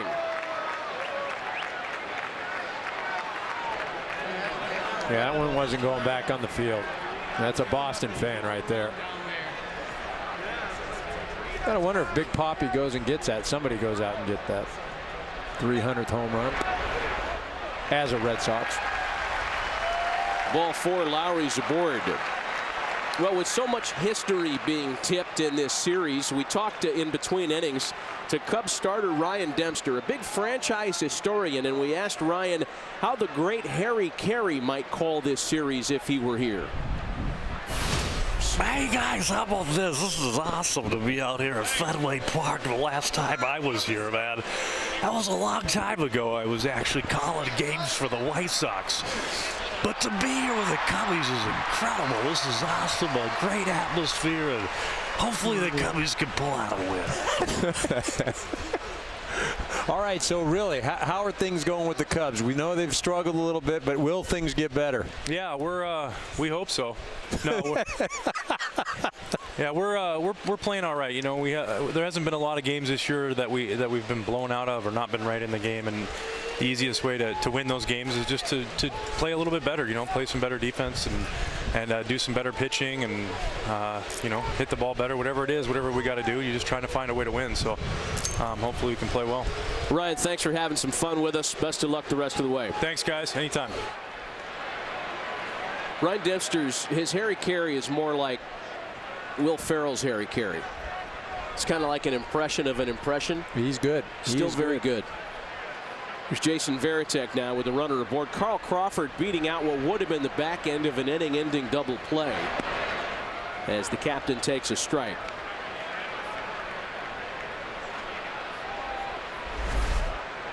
This is what happened while we were visiting with Ryan Dempster. And I'm not sure beating out is the best way to put it. That's just Carlos Pena unable to make the play on the ball in the dirt. Hey, take it easy on the first baseman there. That was a routine double play. It was just a bad throw. Pena, one of the finer defensive first basemen in the game. It's a makeable play. It's a big league. It's a big league. Chest high throws. Let's go. 1 ball and 1 strike to Varitek. And a base hit. Crawford throws on the brakes. Runners at first and second here. And now the top of the order will have a chance with 2 gone.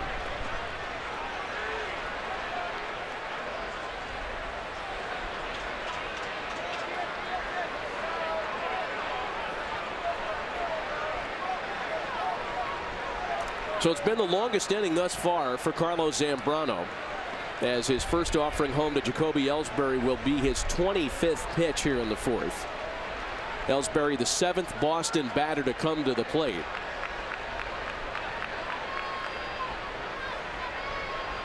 He reached on catcher's interference and then stole the bag in the first.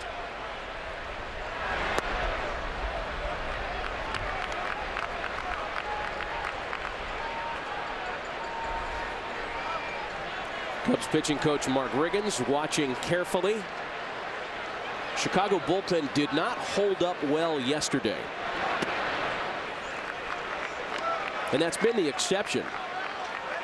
If you want to split hairs and talk about the staff as a whole, the bullpen had a better time of it for the Cubs as compared to the starters. That's really where they've had their problems handed to them. Well, they have had some struggles in that 4th and 5th spot with some injuries to Wells and the youngster Cashner.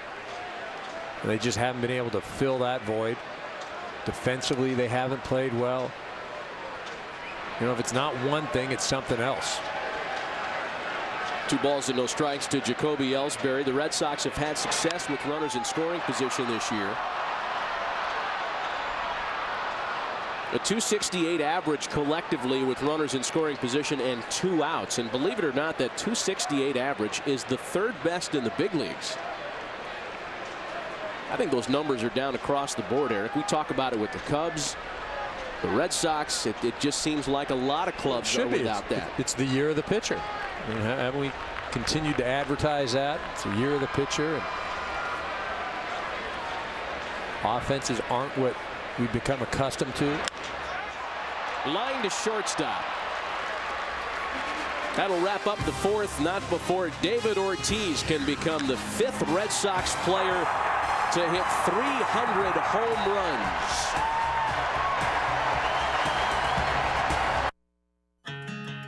Finally, there's a choice for my patients with an irregular heartbeat called atrial fibrillation, or AFib, that's not caused by a heart valve problem. Today we have Pradaxa to reduce the risk of a stroke caused by a clot. In a clinical trial, Pradaxa 150 milligrams reduced stroke risk 35% more than warfarin. And with Pradaxa, there's no need for those regular blood tests. Pradaxa is progress. Pradaxa can cause serious, sometimes fatal bleeding. Don't take Pradaxa if you have abnormal bleeding, and seek immediate medical care for unexpected signs of bleeding, like unusual bruising. Pradaxa may increase your bleeding risk if you're 75 or older, have kidney problems or a bleeding condition like stomach ulcers, or if you take aspirin products, NSAIDs, or blood thinners. Tell your doctor about all medicines you take, any planned medical or dental procedures, and don't stop taking Pradaxa without your doctor's approval, as stopping may increase your stroke risk. Other side effects include indigestion, stomach pain, upset, or burning. If you have AFib not caused by a heart valve problem, ask your doctor if Pradaxa can reduce your risk of a stroke. Hey, Crystal. We're gonna head on into the interview. What led to your decision to go with the Fusion? I just keep going back to looks. It's a great looking car. How do your coworkers feel about your Fusion? They were the ones who were against Ford. They're a truck company. For the most part, I'm pretty sure I've changed almost everyone's mind. Crystal, you seem pretty comfortable up there. You sure you haven't done this before? I did 8th grade telecommunications class. Just because I'm a car guy doesn't mean I don't care about the environment. Or being green, as if all I care about is my car. My engine, and my wife gets to work. Well, maybe. But I also care about doing things right and what I'm leaving behind for the next car guy. Introducing Valvoline Next Gen, recycled oil made from a breakthrough process to exceed industry standards and match Valvoline's superior quality. Backed by the Valvoline Engine Guarantee Program, it's 50% recycled oil, 100% Valvoline protection. Because I'm a car guy, I leave things in better shape than I find them. Working the grill at Fenway. Well, let me ask you this. Fenway Frank, I know we're looking at burgers, but Fenway Frank or Chicago Dog? I'm going to have to go Chicago Dog. No? Yeah, I'm going to agree with you on that one. The Fenway Frank is nice.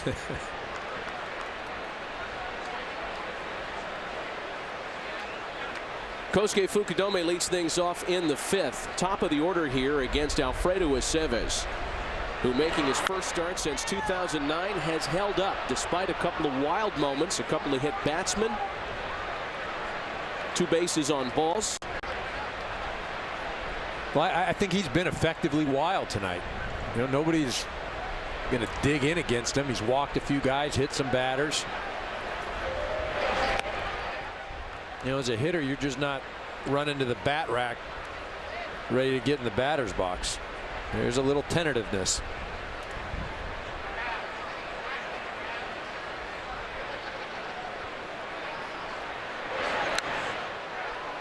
Ball and 2 strikes to Kosuke Fukudome. Well, that mist becoming more present as we wear on in through the middle innings tonight. It's darn near becoming a rain, might I add. You may add that.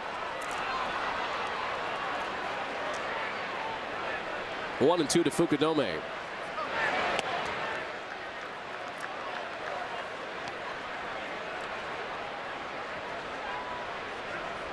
So if you're going to tip your cap to the Chicago Dog, and as we compare legendary franchises. Don't do it. Don't ask me. You know, because I'm going to have to be. Well, no, hear me out. Well, I know where you're going with this. Hear me out. How about celebrity fan base? Oh, celebrity. Right, because, you know, you peel open a People magazine, as I know you're wont to do every road trip. And you see, like, people are wearing either a Cubs or a Red Sox or a Yankees cap while they're pushing their kids around and going to yoga and getting their Starbucks and that whole deal. So if you were going to line up the Cub fans. I'm going Cub. You know, just probably because I'm a little biased. I was there for a year, but, you know, you got to really love the Cubs. I mean, there's some Red Sox faithful that I think probably have jumped on board the last few years. Easy to do when you put some World Series titles on the list recently. Okay. Where would you go with it? I got to go with the all-time Cub, Bill Murray. I mean, Bill Murray, John Cusack, the dude from Smashing Pumpkins, right there. Eddie Vedder all the time. Eddie Vedder, he's a Cub guy. You just got a cross section. Red Sox, you got different. I think you have more Damon fields. and yeah, Matt Damon, Ben Affleck, right? Joseph Abboud from the fashion world, renowned physician Dr. Mark Zeidel, Stephen King. Special shout out to Dr. Zeidel watching tonight in Los Angeles.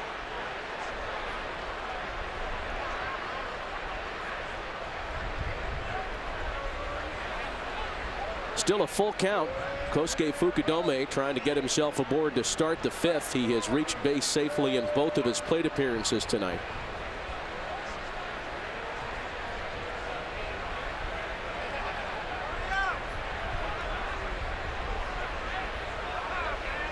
Taking considerable time to dig back in. And here's the payoff home for the Aceves. Rolled over a ground ball to second. Pedroia scoops it and underhands it to Gonzalez, one away. So with one gone and the base is empty, it's that young developing middle infield combination for the Cubs that bat 2 and 3. Both Darwin Barney and Starlin Castro in the top 10 in batting at the start of play. And among combinations, their combined .321 average is first of any middle infield duo in the game. Well, it's been one of the bright spots for the Cubs so far this year. Defensively, they've gotten better. Offensively, they've done a wonderful job at the top of the lineup. Castro now in the 3rd spot.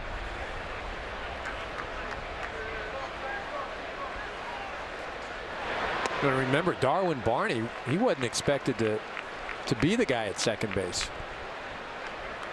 I think a lot of the Cubs brass thought that Blake DeWitt would have that job. But Darwin Barney, he basically won it. He won it, and he's run with it right now. It's a guy, after all, who's only a handful of years removed from a College World Series appearance with Oregon State University. As he fouls that pitch off to fall behind now. 1-2. Teammates with Red Sox center fielder Jacoby Ellsbury. I think Cub fans really love the idea of having 2 homegrown middle infielders climbing the ladder together and giving them perhaps a Sandberg-Dunston combination that they can hang their caps on for a long time. It's been a while since that's been the case. I mean, you'd have to go back to that duo. Well, remember, though, Sandberg not from the Cubs, coming over from Philadelphia. Good point. True, but they played together, I guess, long enough to where at least there was consistency there. In fact, if I'm not mistaken, Ryan Sandberg traded for third base coach Ivan De Jesus of the Chicago Cubs. You're correct. It wasn't exactly Brock for Brolio. No, but it was still a little lopsided. Pretty close. Yeah. The 1-2 from Aceves. He's thrown that backup slider effectively tonight. Missed with it that time. I can read lips when he says fastball like that. Did you see that? He did. Are you just going to say it? Hey, Nolan Ryan used to do it. I mean, I know that's not Nolan Ryan out there, but he must feel he's pretty good. Here we go. Fastball. I mean, well, maybe the hitter's not looking. Where's the gamesmanship? Well, if he really wanted to do something, he'd shout it out so everybody could hear, including Darwin Barney. Then he'd be showing me something. The next 2-2. Yeah, there are a lot of hitters that feel that way. That, you know, you could tell me what's coming and I still have to hit it. And there are a lot of guys that and you know this better than I, that don't want to know what's coming. And the reason you don't want to know what's coming is sometimes you know that a fastball is coming and then you're all geared up. You're going to hit the fastball and it doesn't matter where it is. It might be in a bad spot. It might be out of the zone. But because it's a fastball, yeah, I'm going to swing. You still have to be disciplined. And it's on the 8th pitch of the at-bat that Aceves strikes out Darwin Barney. So with 2 gone in the 5th, we take a look at tonight's Jeep game summary. The Cubs struck first. Their run came in the top half of the 3rd. Red Sox counter in the 4th on the 2-run home run by David Ortiz, his 300th as a Red Sox. And again, Marlon Byrd taken out of the game after being hit by a pitch in the 2nd. Took himself out of the game, quite honestly. Got up and walked right to the clubhouse. And Marlon's been taken to an area hospital for further evaluation. He did not lose consciousness, we're happy to report. 0-1 the count to Starlin Castro. Off the end of the bat into center. Jacoby Ellsbury runs it down. A 1-2-3 top of the 5th. Adrian Gonzalez bats second as we go to the bottom of the inning with the Red Sox on top 2-1.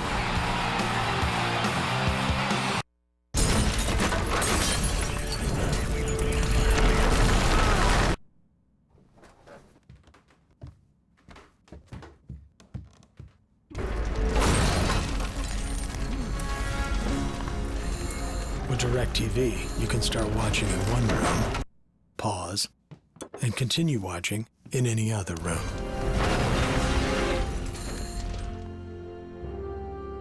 Don't just watch TV, DirecTV. To some, water and dirt turn into mud. To others, an obstacle. But when you're genetically engineered with Jeep 4x4 capability and iconic beauty, it's more like a mud bath at the spa. The 2011 Jeep Compass, the evolution of a legendary bloodline. Well-qualified lessees can get a 2011 Jeep Compass Sport 4x2 for $239 a month. When you've got Taco Bell's new Taco 12-pack to bring to parties, Man, I'm looking for the good life. you are the party. That you can't imagine, something you don't know. Man, I'm looking for the good life. Baby girl, I got a ticket. Do you want to go? Swelle, swelle, swelle, swelle, swelle, swelle. And we can have a good night. Show me 12 crunchy tacos from Taco Bell, boxed up for just $10. The new Taco 12-pack. Pick one up next time you throw down. Hey, Nolan Ryan. How you doing? Good. You need some help on your lawn project? It needs some big league help. Scott's is the official lawn care company of Major League Baseball. And here at Lowe's, we can show you how to get winning results at home. I played on a lot of great fields in my day, and I want that same big league look for my lawn. Excuse me, can I have your autograph, please? Sure, what's your name? Actually, his autograph, if you don't mind. Visit your local Lowe's to cast your MLB All-Star ballot and enter to win a trip to the All-Star Game. Compliments of Scott's. Go easy on him. He's a legend.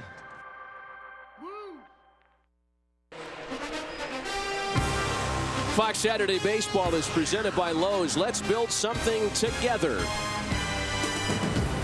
And together with the 37,000 plus at Fenway tonight, everybody salutes Carlton Fisk, the beloved Red Sox and Hall of Famer who's been here for the weekend.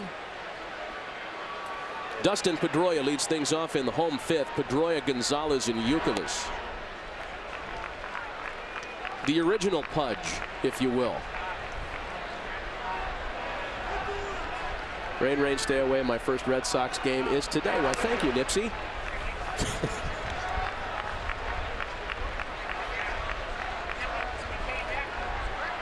All I want is for my birthday is for the Cubs to play the Red Sox in the World Series. All right. Young lady has plenty of time to see her dreams come true. Missed that opportunity in 2003. Now, I mean, I think even if the Cubs and Red Sox did play a World Series, lose it, or it wouldn't be comparable to what it would have been in 2003. The Red Sox already winning twice. Yeah, agreed.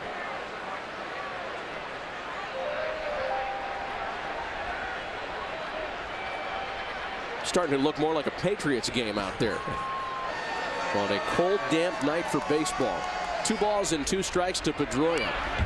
That has been, unfortunately, one of the storylines in the 2011 season. The games that Mother Nature has played. 30 rainouts already this season, and we're in the middle of May. and that's already more than in all of 2010. Is that global warming? I'm not sure what it is. Oh, you didn't want to go there? No. I'm not going to fall for the banana in the tailpipe routine. 2-2 to Dustin Pedroia. Cubs have already lost 3 dates due to rain. And Dustin sends a fly ball out to left center field for Reed Johnson, who makes the catch. So 1 gone for Adrian Gonzalez. We talked about Gonzalez's skill set and his considerable abilities earlier. Take a look at this. A home run against CC Sabathia over the weekend. Gonzalez told his manager he was going to do an Ichiro as he was walking to the plate for that plate appearance. Indeed, you can tell he opens up, leaks that front side, gets the running head start, and his, quote, Ichiro impersonation worked to the tune of a home run against a guy he had never had any success against previously. Well, you know, you talk about the skill set and the ability to go do that. And what was just as amazing for me is the ability that Adrian Gonzalez has to recognize that he needs to make an adjustment, the willingness to make an adjustment when you haven't had success off of a pitcher. That's one of the things that has allowed him to be a very successful hitter at the big league level. You've got to make adjustments. And to hear Adrian tell the story, you know, he had been 2 for 13 with 6 strikeouts against CC Sabathia in his career. It struggled against him that afternoon, 0 for 3, that night that is, and told Terry Francona, hey, you're going to see something weird, don't worry about it. And before his manager could even respond, he was digging in at the plate. I don't think he wanted to give Terry a chance to say, hey, no funny business, just get in there and swing. It all worked out fine. You know, I could see trying that in BP and messing around, but to do it in a Red Sox-Yankee game, again, it just speaks volumes of not only his ability, but his willingness to recognize that he needs to make a change. Still 2 balls and 2 strikes to the 3-time All-Star.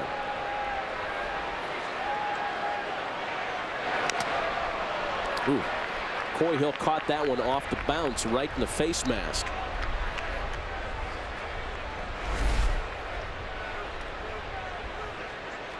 Yeah.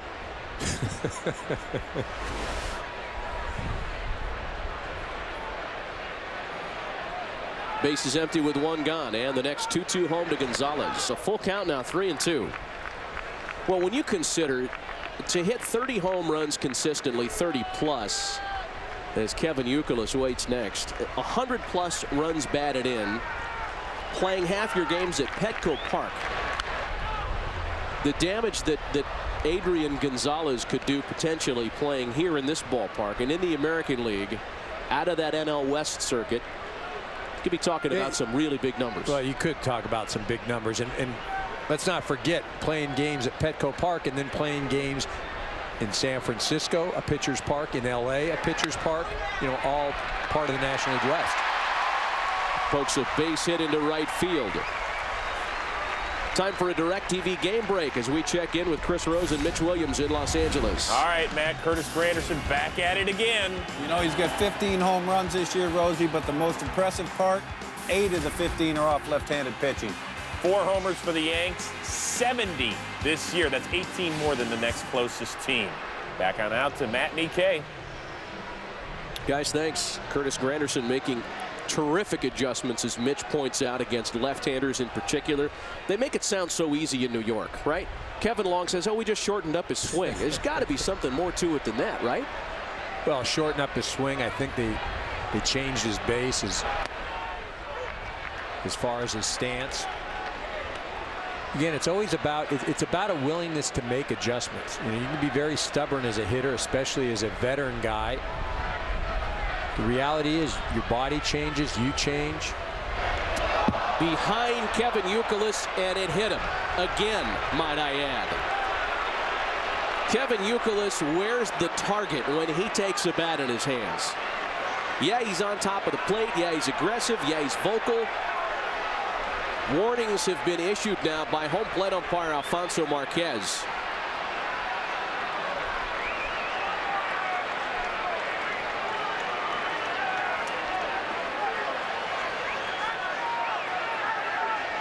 Eddie Rapuano, the crew chief, he's at second base, and it was Alfonso Marquez that issued the warning to both benches. Again, Marlon Byrd hit in the face in the second, and then this behind Youkilis. Yeah, not any question that Zambrano was going after him. Again, somebody gets hit in the head or face, even if it's not intentional, which it clearly was not intentional, there will be payback. Now here's the danger. You do that to face David Ortiz, who's homered tonight. So 2 runners aboard with only 1 gone.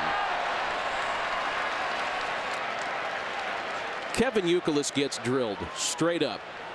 He's been hit 65 times since 2006. And by the way, that was the 72nd time he's been hit in his career. And he just passed Mo Vaughn for the franchise record. No, and if you're going to get hit, that's the way to go right there. Just kind of grazed around the gluteus maximus. Now watch this. Mike Quaddy, the manager of the Cubs, 2-1. And what he's saying is, we've been hit twice. Kosuke Fukudome got hit to lead the game off. And then obviously Marlon Byrd. He's saying, look, we got 1 more. And we didn't even get him good.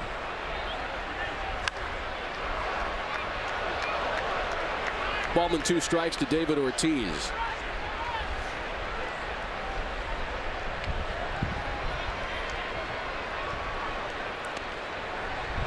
Pitch number 100 coming up for Carlos Zambrano. I'm more obsessed with Youkilis being hit 72 times than I am pitch number 100. I mean, we're getting into, Ron Hunt, Don Baylor territory here with you. This was the number we talked about earlier regarding David Ortiz. The 2-run home run in the 4th, his 300th. Ted Williams, Yaz, Jim Rice, and Dwight Evans, the only Red Sox to have hit more.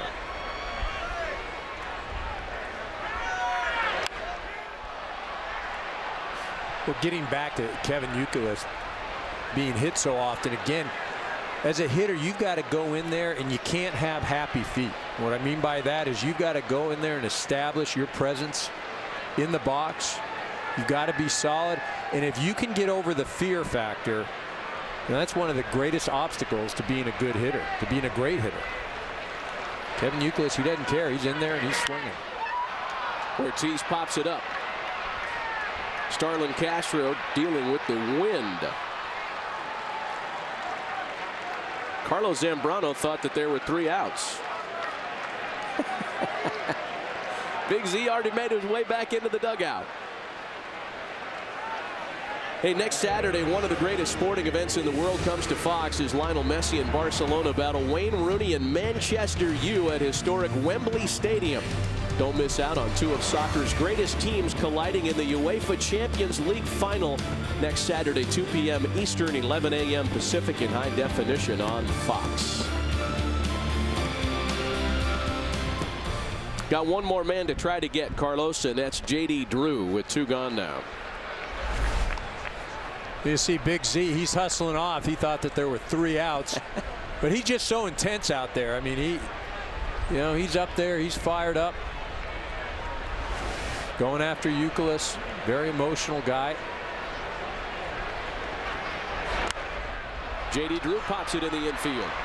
Zambrano would do this himself. Nothing comes of a hit batsman. 2 left stranded in the home 5th. We played 5 completed. Rainy Fenway. 2-1 Red Sox.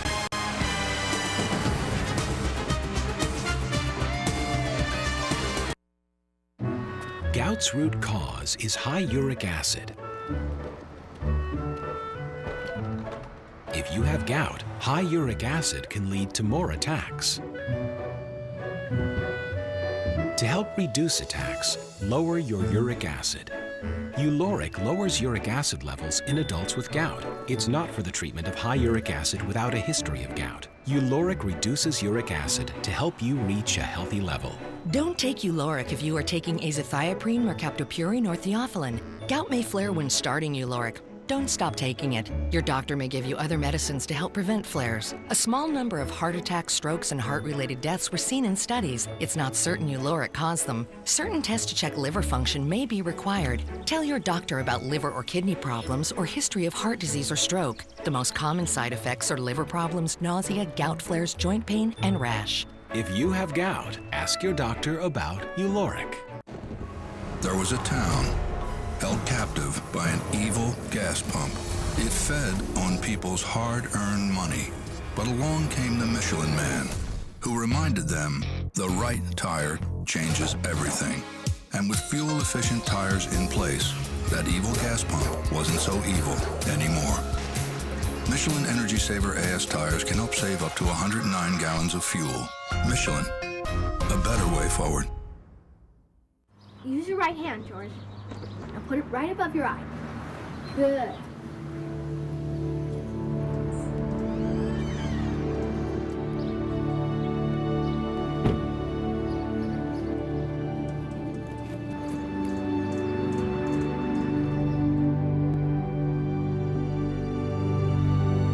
Bringing heroes home for generations. Just another reason Chevy runs deep. Tonight's game presented by Lowe's is sponsored by Chevrolet, proud to support youth baseball all across the country, and by Michelin, a better way forward.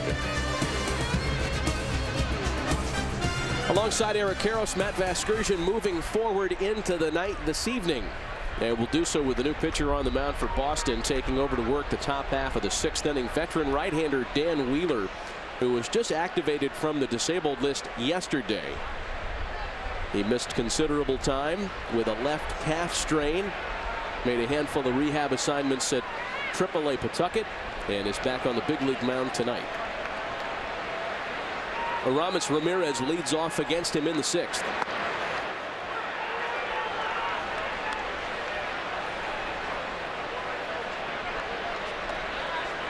Well, Alfredo Aceves done after 5 innings tonight and leading 2-1. And despite the wildness that he battled all evening, I think for the most part the Red Sox would be pleased with the final line.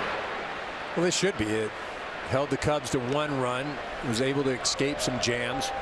You know, it wasn't pretty, but it was effective.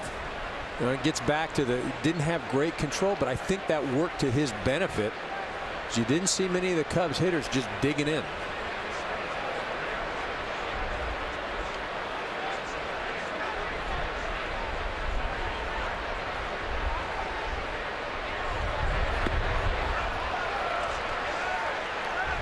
Ball and 2 strikes to Aramis Ramirez. Well, Aceves very deliberate out there, taking a lot of time, but able to get that fastball by guys. Got Castro twice, a little breaking ball. You know, what we're not seeing, though, is he was moving guys off the plate. He did hit 2 guys. And what that does is you're just not comfortable in the box as a hitter. 2-2 to Ramirez now.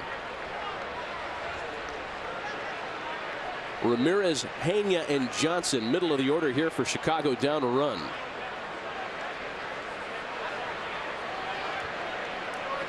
It has been 1 step up, 1 step back for the Cubs all year.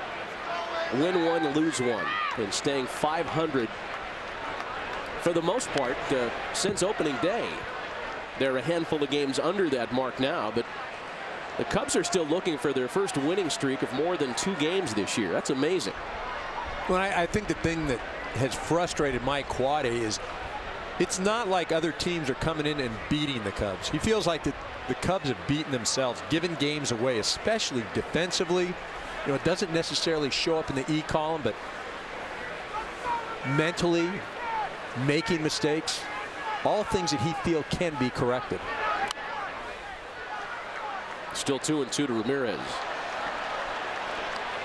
We mentioned how tomorrow night Tim Wakefield pitches the series finale for the Red Sox. Matt Garza has been a late scratch for Chicago.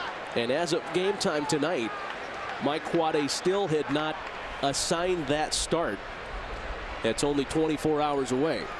Well, and he did mention that there wasn't going to be somebody called up from the minor leagues, and that it was probably going to be go get him from the bullpen. Now, you may have a guy throw a couple innings, somebody else come in. Ramirez with a high drive to deep left.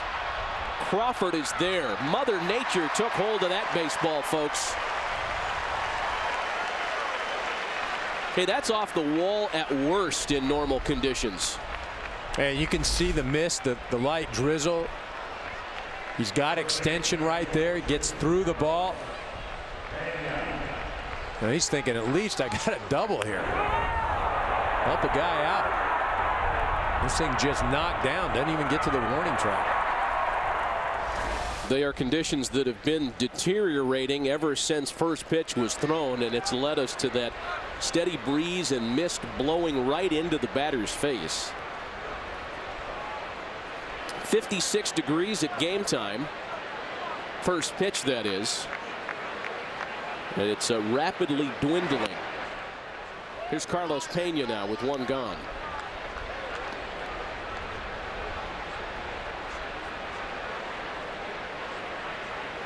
And we've gone from foggy to misty.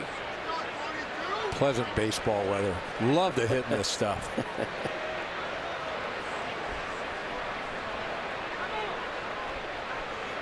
Carlos Pena tonight, a couple of ground balls, mirror images of one another in the second and third innings.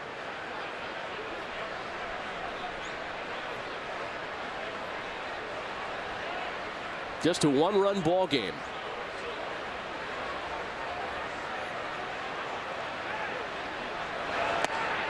By this point last night, the Red Sox were well on their way to blowing the Cubs out of the building. Carlos Zambrano has kept this a manageable deficit. Well, I think the weather has also kept both clubs at bay. Both teams have had opportunities offensively, but again, not good hitting weather.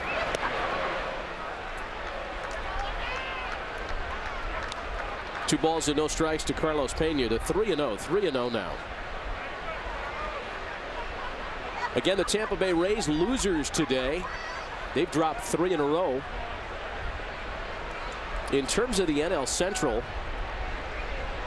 and the Cubs chasing the top of the pack. St. Louis perched atop the NL Central as per usual. And there's ball 4 to Pena. We'll talk about the NL Central in a moment. First, a reminder to check out the MLB Fan Cave at MLBFanCave.com. Many of the game's biggest stars have stopped by, including Ken Rosenthal, who came by for a short visit last week, and Tim McCarver. Check out all the videos, see who will visit the cave next. Follow at MLB Fan Cave on Twitter and like the MLB Fan Cave on Facebook.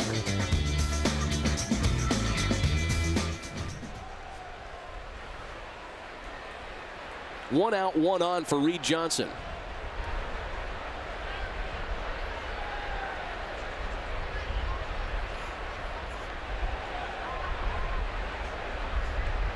Pena not a threat to run at first, and Wheeler out of the stretch. In the Central, Cardinals were winners tonight. They beat the Royals in that interstate rivalry 3-0. Jake Westbrook got the win and improved to 4-3. So St. Louis a game and a half up on the Cincinnati Reds. Milwaukee 4 off the lead. The Brewers are in action as we speak, hosting the Rockies, the only true National League matchup tonight.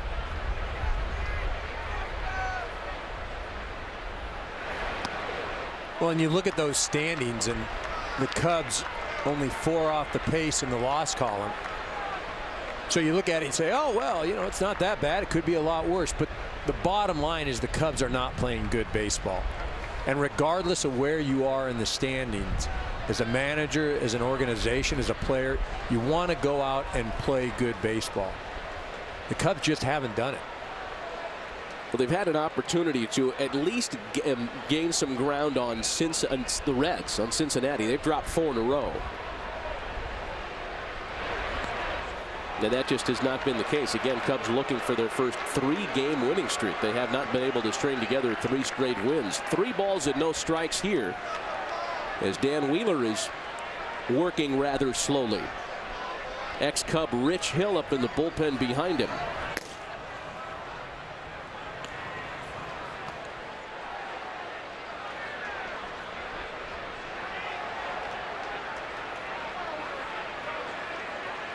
Now, you knew the bullpens were going to play a role at some point tonight. Certainly for the Red Sox, with Aceves making his first start in 2 years. And there's a strike, 3-1. Sarcastic round of applause.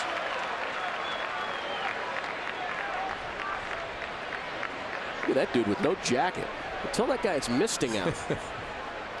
All he needs is a cold beer. He'd be locked in. He must have heard you. He knows. He just didn't bring one. He's not being a tough guy. He just didn't have one.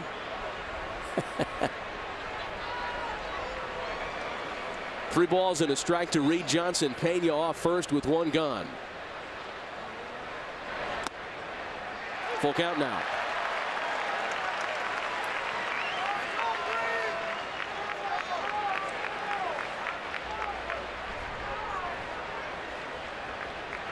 Alfonso Soriano waiting next.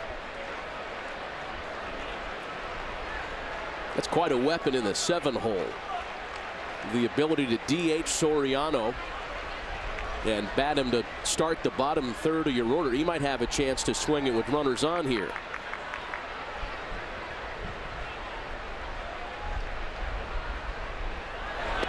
Runner goes. Pitch is taken for a strike. A strike him out, throw him out, double play. Mike Quaddy rolls the dice. I want to see what that looked like again. Yep. Nothing in the Chicago 6th.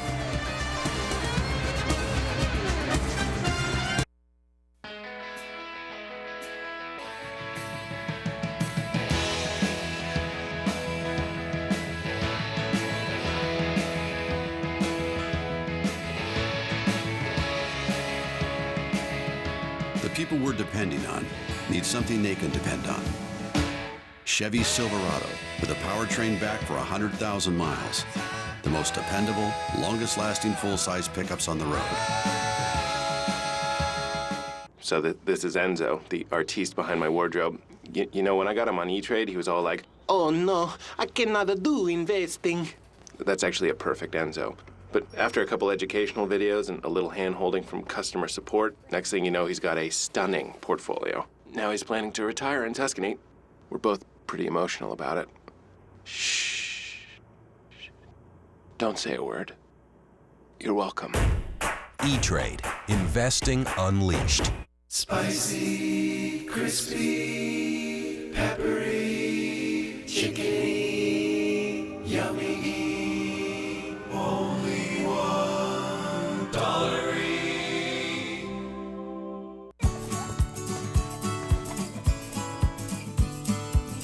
I like your messy hair.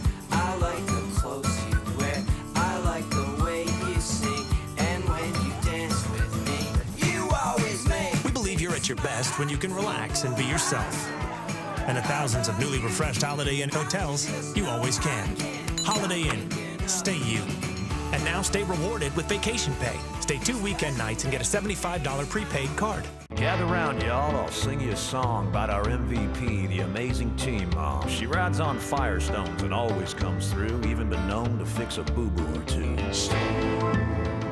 Firestone. From practice to the game and back again, her Firestone tires are a mom's best friend. One sweet way to ride, a wayer at home. Behind every great team, there's a great team mom. Firestone. Legendary drivers need legendary tires. Carlos Zambrano back to work, bottom of the 6th inning, still trailing by a run. He gets Jed Lowry, Carl Crawford, and Jason Varitek, and didn't get any help from his lineup in the last half inning, Eric. No, Reed Johnson on a 3-2 pitch, a fastball right down the middle. You see him put his hands over his head. You know, he's not questioning the call, and you see Pena out easily. Reed Johnson not questioning the call. It happens. You just freeze up at the plate, and then you're just hoping that the umpire misses the call. Because you know that time in between you taking the pitch and him going strike 3 just seems like an eternity. Well, the Cubs with a chance. They had a reliever fresh off the disabled list.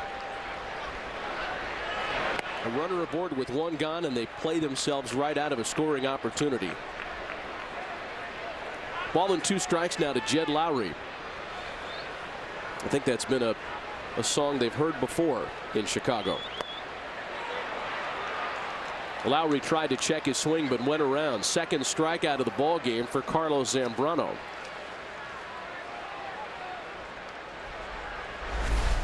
Big Z pitching like an ace tonight. It's an off speed that Lowry can't hold up. You know, outside of that fastball to Ortiz, Zambrano has pitched extremely well, protecting his ball club as well, going after Youkilis after 2 Cubs hitters were hit today. Carl Crawford has reached on a fielder's choice, and there's a fastball he can't catch up to at 90 miles an hour. Back to what we discussed earlier. That's a BP fastball up there. But again, I don't think it's so much a physical issue as it is not confident, guessing. There's a base hit for Carl with 1 gone. Hey, play Fox Baseball Hot Streak and win cash prizes. It's as easy easy for me to say. You want to read this? We got a hairball. You play Fox Baseball Hot Streak and win cash prizes. It's as easy as picking a player, picking a stat, and starting a hot streak. Plus, you pick 15 straight correctly and win $15 in Fox Sports shopping bucks. What can you get with that, Matty? Log on to foxsports.com/fantasy and start your streak today. I get some lozenges. Here's Jason Varitek now with Crawford aboard.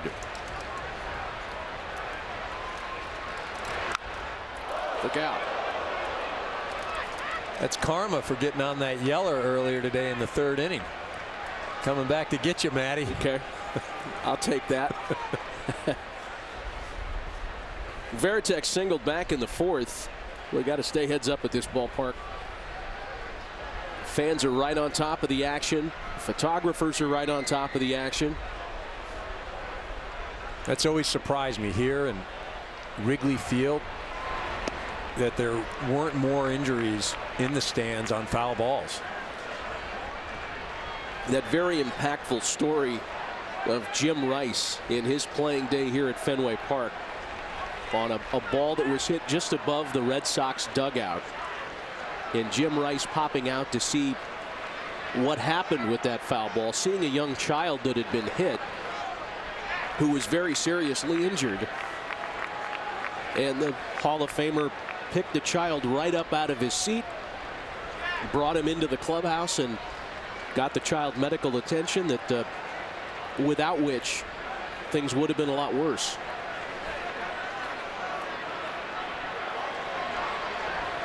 Two balls and a strike to Varitek.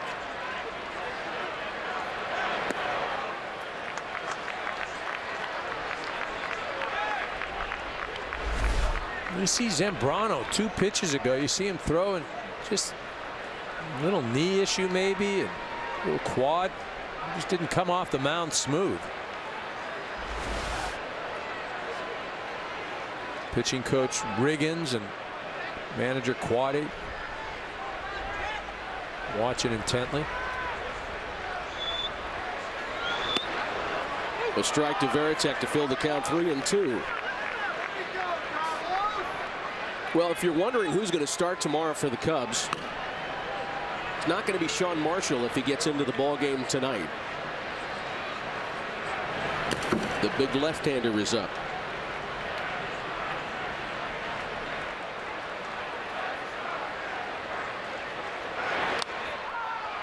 They send Crawford with 1 away, and it's still a full count now, 3-2. So if it's an in-house candidate that's going to start tomorrow, and that's what we're assuming will happen in place of Matt Garza, James Russell has started. He pitched last night. Jeff Samardzija has started in his career. He pitched last night. Carlos Marmol's not going to start. There's ball 4 to Varitek. John Grabo would be a candidate tomorrow. You know, regardless, whoever gets the nod, you're looking at maybe 2, possibly 3 innings. It's going to be a game by the bullpen. Mike Quaddy comes out to talk with his staff ace now. Mike, a very animated, very direct manager. You indicated that earlier, Eric, and he has a very quick conversation with his right-hander, and it's right back into the dugout. Yeah, very blunt, right to the point. Not going to sugarcoat anything. Wants to know how you're doing. You know, in a situation like this, so you know, if you're the manager and you're going out and asking a guy like Zambrano, how you doing, how you feeling, you know the answer you're going to get. You have to have your mind made up before you go out there what you're going to do, because Zambrano will not take himself out of a ball game. Saw the pitch count, 118. That's a season-high workload for the right-hander. And it's the top of the order now, Jacoby Ellsbury.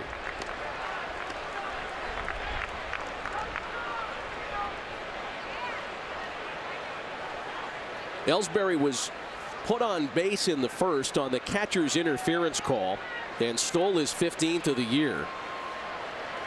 It's amazing how he is, in such a short time, climbed the franchise ranks. That's going to be trouble.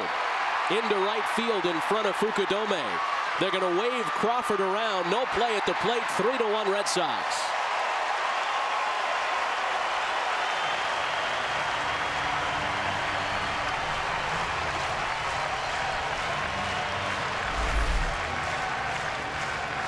Ellsbury gets that fastball out over the plate, and he's ready. Drives that thing out into right field. Fukudome coming over, making a strong throw, but no chance in getting the speedy Crawford.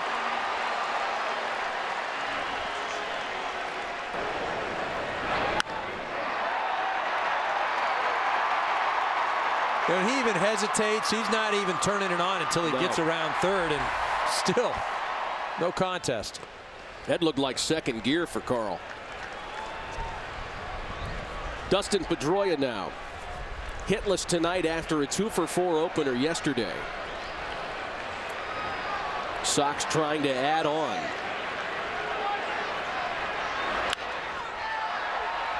A great play by Pena. They get the out at second base.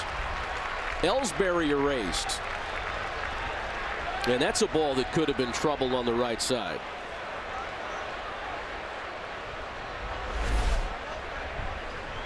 Pena doing a nice job of ranging to his right. Nice toss. That'll be all for Carlos Zambrano. He doesn't want to hand over the onion.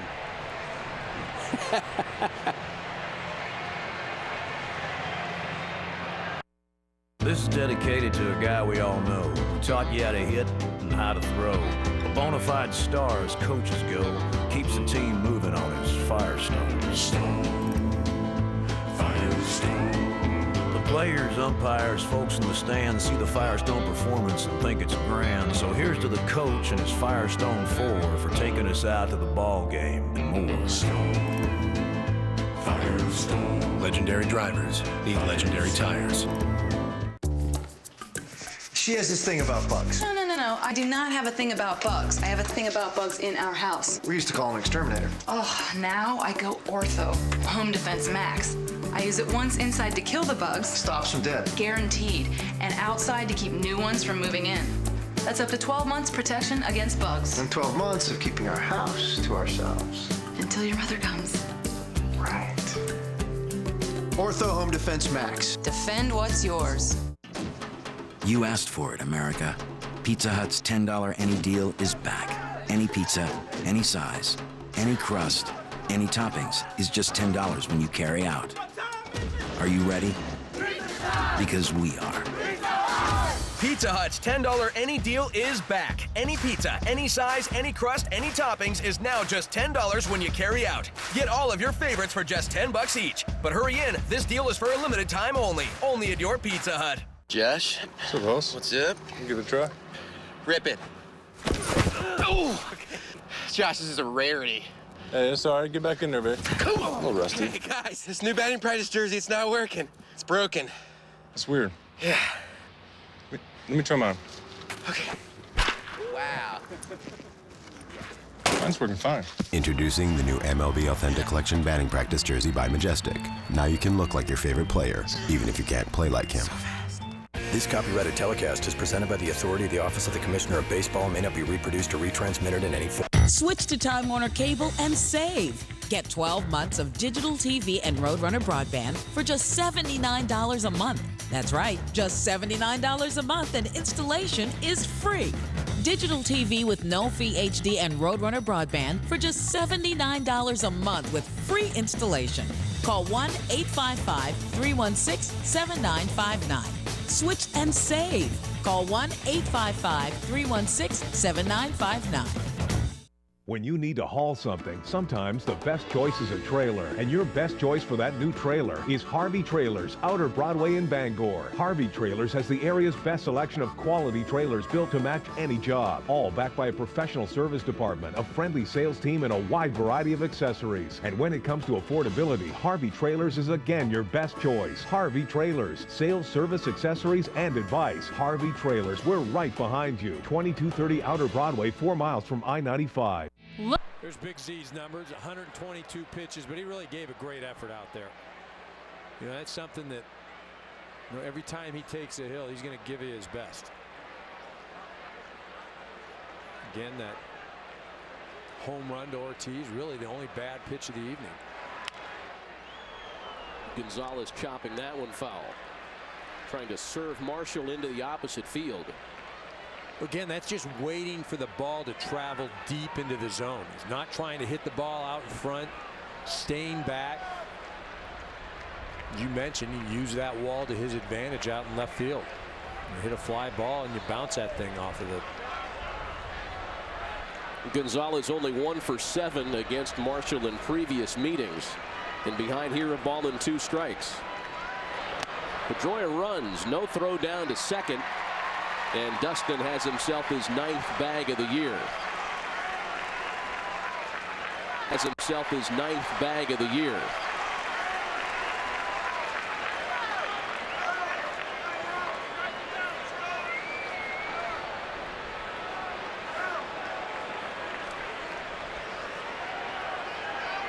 So Varitek at third and Pedroia at second. A couple of runners in scoring position. These are situations where Sean Marshall has really tightened up.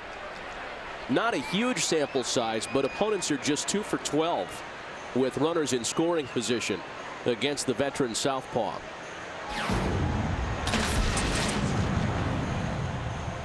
Again, discussing what to do with Adrian Gonzalez. Got him 2-2. I tend to go after him. You don't want to mess around and try and just pick a corner. Kevin Youkilis, a right-handed hitter, up next and swinging the bat just as well, if not better, than Gonzalez. For that reason, it's not a dumb stolen base attempt by Dustin Pedroia. In a different lineup with somebody else on deck, you'd question that, because then Marshall would simply walk Adrian Gonzalez. That's grounded out to shortstop. Starlin Castro gathers it in. And it all works out for Chicago. Only 1 in the Boston 6th. Big Z likes the support. We'll return to Boston after a break from your local Fox station.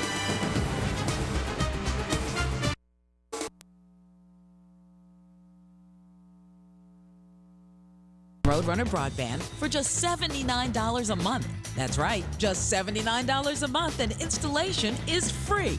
Digital TV with no fee HD and Roadrunner broadband for just $79 a month with free installation. Call 1-855-316-7959. Switch and save. Call 1-855-316-7959. When you need to haul something, sometimes the best choice is a trailer. And your best choice for that new trailer is Harvey Trailers, Outer Broadway in Bangor. Harvey Trailers has the area's best selection of quality trailers built to match any job. All backed by a professional service department, a friendly sales team, and a wide variety of accessories. And when it comes to affordability, Harvey Trailers is again your best choice. Harvey Trailers. Sales, service, accessories, and advice. Harvey Trailers. We're right behind you. 2230 Outer Broadway, 4 miles from I-95. Looking for a vehicle that fits your life? Looking for safety? Looking for utility? Then take a look at these. No one in Maine can match Quirk Auto Group. Ford Escape with 0% financing plus $500 cash back.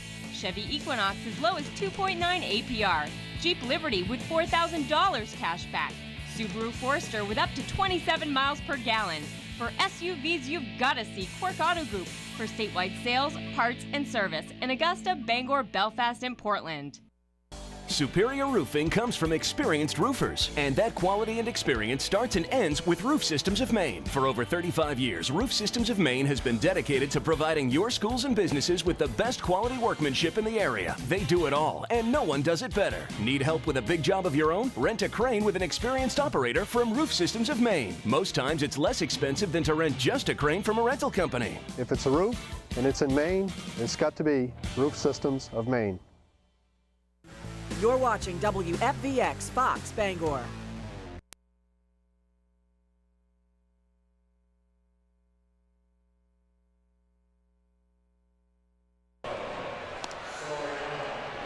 Into the back third as the Red Sox lead the Cubs 3-1. Boston trying to win their 8th straight in this middle game of the 3-game set with Chicago. Historically speaking, it's a big one. First appearance at Fenway for the Chicago Cubs since the 1918 World Series. Here we are 93 years later, and Cubs might be willing to wait another 93 before they come back here. Alfonso Soriano leads things off in the top of the 7th. Soriano, DeWitt, and Hill. Dan Wheeler will stay out there for a second inning in relief. Teams hosting that 1918 World Series with the throwback uniforms. For those of you that might have just stumbled upon us casually channel surfing tonight, Rich Hill and Matt Albers now up in the bullpen for Boston behind Dan Wheeler. The Red Sox bullpen is in relatively good shape, even considering Jonathan Papelbon and Daniel Bard had worked in 2 straight before getting a night off yesterday. And Papelbon was hit with a comebacker 2 nights ago. Soriano grounds to third. And 1 gone here in the 7th. Fox Sports is proud to support Stand Up to Cancer and their work to fund groundbreaking research that helps accelerate treatment to patients. To learn more, please visit standuptocancer.org/Fox Sports. With Eric Karros, Matt Vasgersian, the middle game of this 3-game set. And Eric, when you get beyond all the historical components, the 2 storied franchises, 93 years between visits for the Cubs, it's back to baseball. And for the Red Sox, a chance to make it 8 straight wins. Yeah, and they've been playing well. They've been doing it offensively. They've been doing it defensively. They've been getting some good pitching. I think they're playing like everybody thought that they would play at the beginning of the season.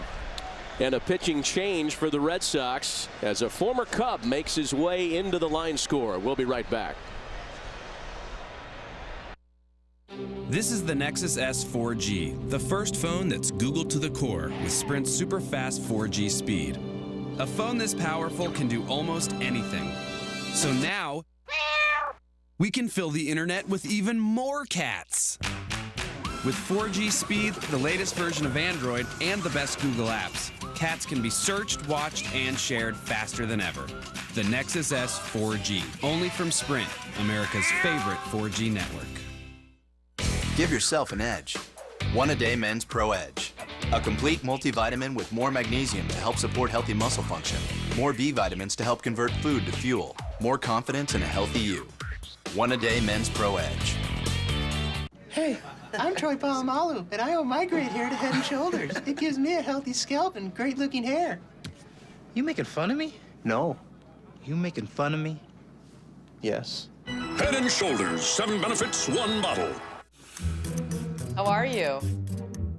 Head on into the interview.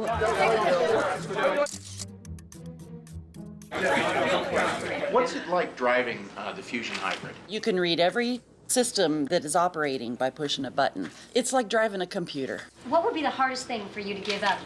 The miles per gallon, the fuel. When you're used to filling your car up once a week, then suddenly once every 3 weeks, believe me, it'll be a big difference going back. You got all of that one. Well, he got all of that one, didn't he? Aye.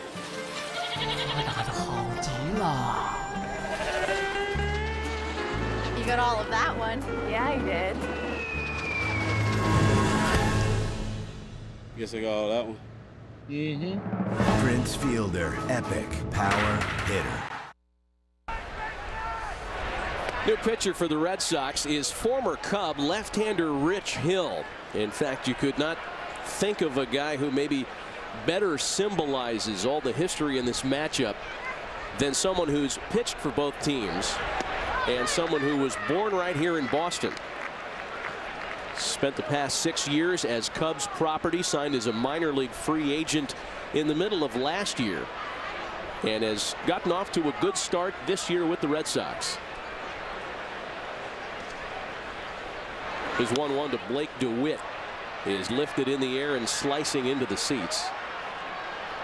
Well, one of the areas that the Red Sox have been trying to shore up is that left-handed relief role in the bullpen. Rich Hill has done a nice job. Very difficult against left-handed hitters. Stands over by the first base side of the rubber and then steps towards the first base side, almost slings across his body. As a hitter, you almost feel like the release point is from behind you if you are a left-handed hitter. And a swing and a miss by Blake DeWitt. Rich Hill strikes out the first Cub he faces here in the 7th. I mean, check this out. This is not a lot of fun if you're a hitter. You see he's over on the first base side. There's a left-handed hitter. You're watching him, and watch the release point. Far over to the first base side. Almost feels like he's throwing behind you. Very tough to stay in, keep that front side. That's why he's had success this year against the lefties. Rich Hill facing catcher Coy Hill, the switch hitter, who is batting from the right side of the plate with 2 gone and the bases empty.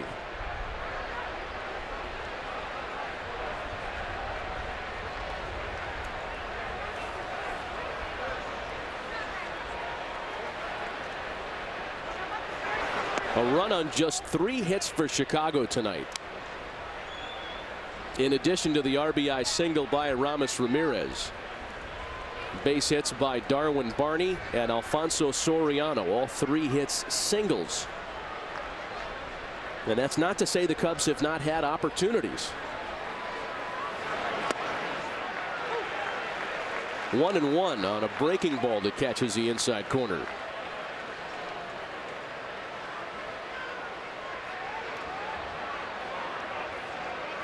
When Rich Hill shared a bullpen with Sean Marshall, as he had the last number of years with the Cubs, it gave Chicago 2 of the bigger left-handed relievers in baseball.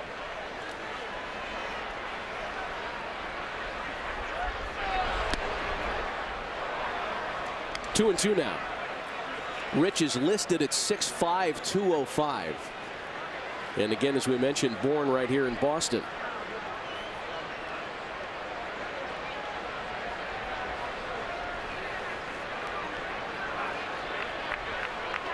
Top of the order next for the Chicago Cubs. And if you're Mike Quade, you're thinking you want to get at least one more pass for Pena and Soriano, which they'll have the chance to do. Certainly with Pena, somebody's going to have to get on base if Alfonso Soriano swings the bat again tonight. Well, they've had some guys on base. It's, as you mentioned earlier, it's not as if they haven't had scoring opportunities, but again, runners in scoring position. It's dogged them all year. It's dogging them tonight. There's a base hit for Coy Hill.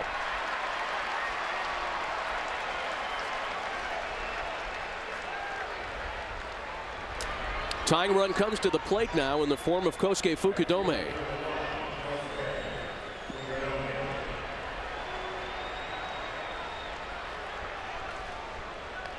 Fukudome has walked, been hit by a pitch, and scored that 1 Cub run back in the 3rd. Still looking for his first home run of 2011. Well, Fukudome, the one thing he has done is get on base at a clip well over 400. But driving the ball, extra base hits, slugging, just not there this year. I don't think there's any 2 ways around the fact that the Cubs privately would have to be disappointed in the lack of power. This is a guy who in his Japanese League career was hitting 34, 28, 31 home runs prior to coming stateside. Well, again, you know, we talked about the Soriano deal where that he was kind of hamstrung the Cubs, but you know, this deal hasn't worked out. You know, the Milton Bradley deal did not work out. You know, those are things that, you know, again, one deal is tough enough, but when there's a couple of them, you don't have a lot of room to maneuver. 34 home runs over 3+ years.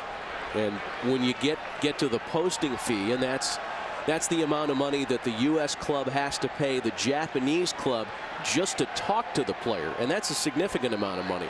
And then the deal. They put a lot of money on the table to bring Kosuke Fukudome to Chicago. And they were one of a number of interested parties.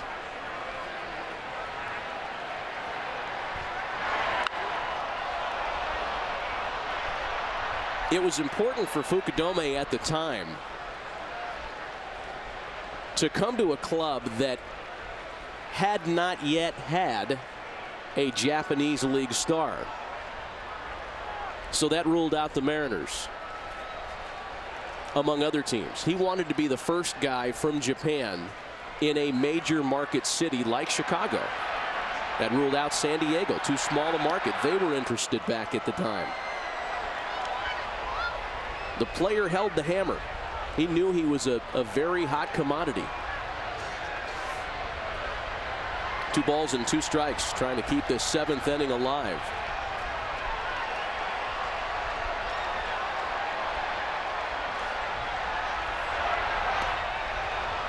Full count, 3-2. He was fooled there. And we talked about it earlier, how difficult it is for a left-handed hitter, but look at that release point. I mean, that is well over by the second baseman, and then it looks like it ends up on the outside part of the plate. A swing and a miss. He struck him out. Couple of strikeouts from the reliever, ex-Cub Rich Hill, exacting some revenge on the former employer.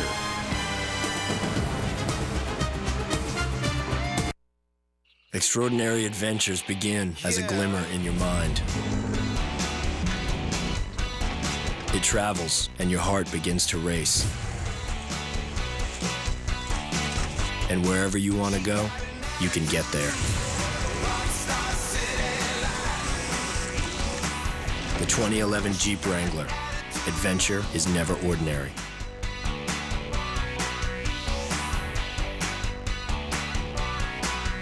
If you don't have an iPhone, you don't have the largest selection of games on any phone.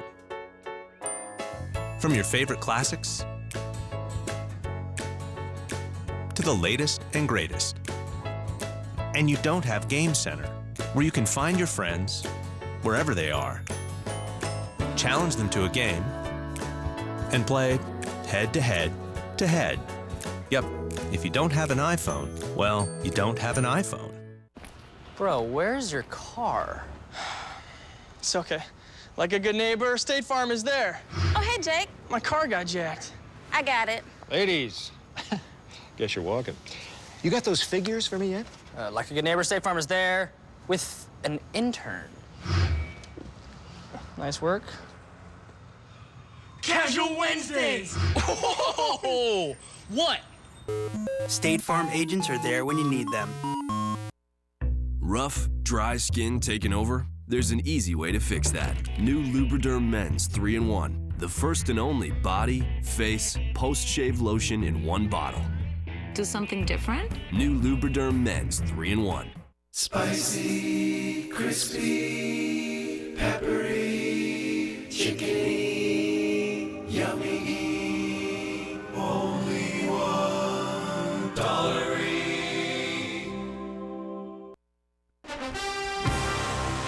Fox Saturday Baseball presented by Lowe's is sponsored by Jeep and by Burger King, now offering $1 frozen drinks.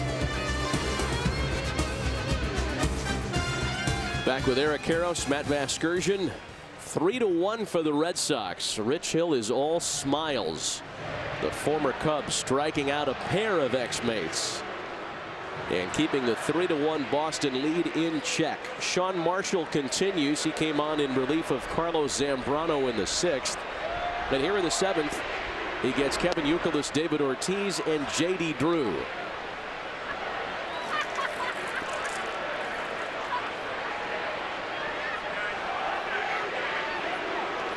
On a misty night such as this, Kevin Youkilis might be seen wiping off the barrel of his bat underneath his armpit or between his legs. Thank you, Yuka.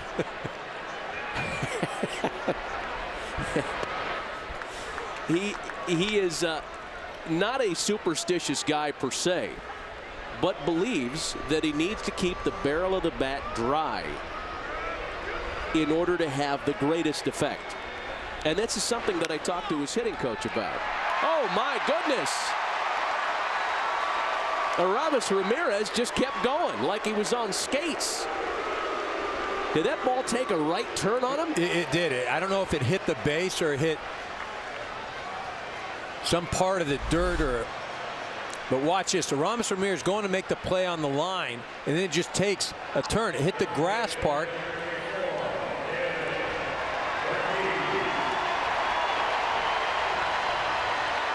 Yeah, it's going down the line, and it hit that grass cutoff and just did a right turn. Aramis Ramirez heading over towards the line.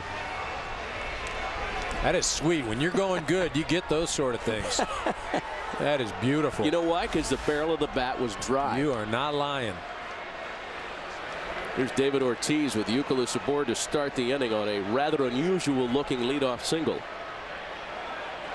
At any point, I talked to Dave Magadan about that, about how Youkilis dries off the barrel of the bat. Not everybody does that. Dave said that he himself as a player used to do that. And the thought is you want as much friction on contact as possible. I'm not sure that that's scientifically proven to be true. Sounds good in theory, though, because you think if the bat head is wet, the ball might slip off of the barrel. Just like if you're hitting a golf club and you're hitting a ball with a golf club, I don't see too many guys oiling those clubs up, getting them all wet before you go hit a ball. That one gets away from Hill. Free 90 feet for Youkilis.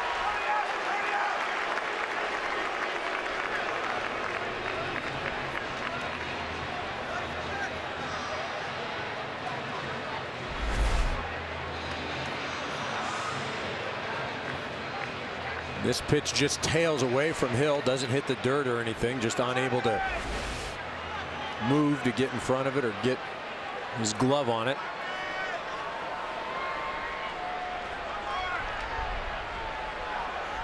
It's a big run out, though. You're only talking about a guy getting on and a home run. You could tie the ball game if you're the Cubs. 3 balls and no strikes to David Ortiz. You know, I went to Peter Gammons yesterday, who is the definitive authority on just about everything regarding this sport. And I mean that. And I asked Peter about that. Had he ever heard of a guy wiping off his bat so dutifully in mist or rain or fog? And he said Pete Rose used to do that. Broken bat hopper to second base. Barney in the adjusted shift throws out Ortiz. And now the two participants can talk about the Minnesota Fat style English that was on that base hit a moment ago.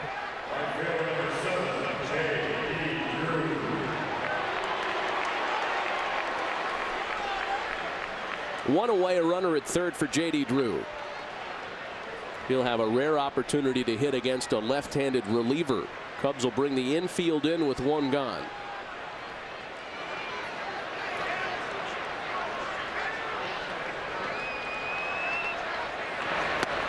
Breaking ball for a strike. This is not your everyday opportunity here for J.D. Different score, different circumstance, and Terry Francona goes to his bench here. For Castro, and 2 away. Visit your local Lowe's to cast your Scott's MLB All-Star ballot and enter for a chance to win a VIP All-Star Week experience. Compliments of Scott's.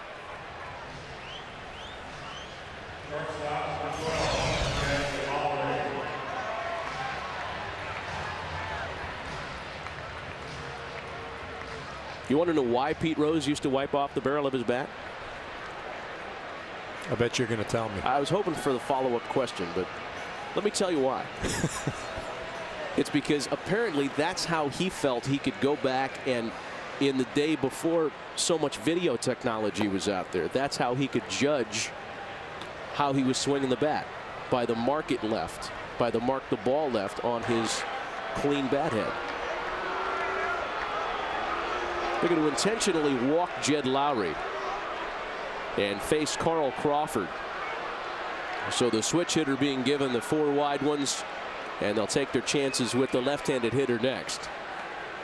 Well, I'll go with you on that. Sometimes when you do hit a ball in the barrel of the bat, you'll get the writing where it says official Major League Baseball, or Commissioner Bud Selig. That will actually imprint on your bat. And I guess if it's smudged, right, skidded somehow, you might be able to tell you're late. You might be able to tell if you're early. I don't know about that, though. I mean, you're going to have to scrub that thing down pretty good. That's not just putting it between your legs or under your arm. It's not coming off that easy. Runners at the corners now, and a chance for Carl Crawford, who is 1 for 3 tonight. He drove in 2 runs yesterday in the series opener.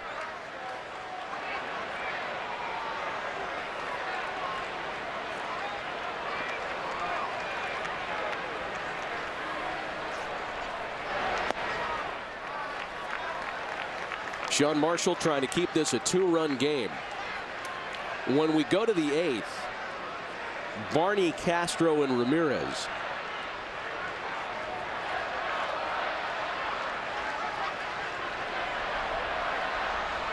So that means the likes of Pena and Soriano will in fact have another chance for Chicago. And it punctuates the point you made earlier, Eric, that is a big run out there at third base. Yeah, those guys coming up with a runner on. Both of them have the ability to get it out of the ballpark, but you're going to need 2 guys on if Youkilis scores.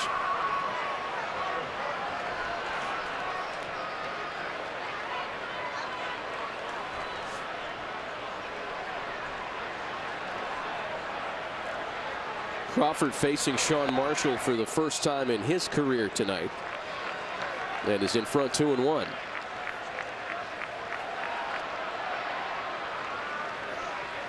Action in both bullpens as the wheels are in motion here late.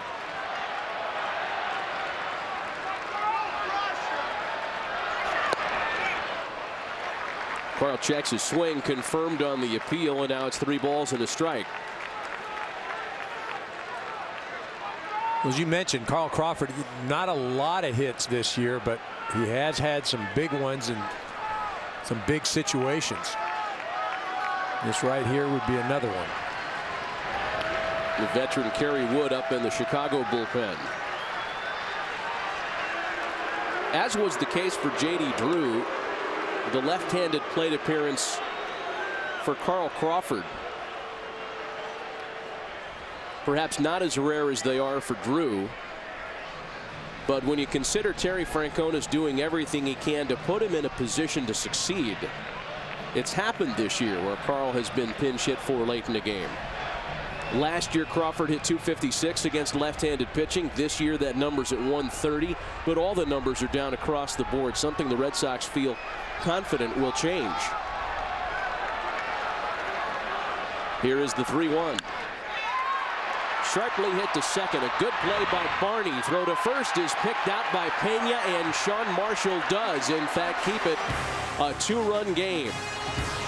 Starlin Castro hits second as we go to the top of the 8th. It's still 3-1 Red Sox. was a town held captive by an evil gas pump. It fed on people's hard-earned money. But along came the Michelin Man, who reminded them the right tire changes everything. And with fuel-efficient tires in place, that evil gas pump wasn't so evil anymore. Michelin Energy Saver AS tires can help save up to 109 gallons of fuel. Michelin, a better way forward. It injects tiny droplets of fuel directly into the combustion chamber, so you get up to 40 miles per gallon highway. Enjoy every drop. The all-new Ford Focus. Spicy, crispy, peppery, chicken, yummy, only $1.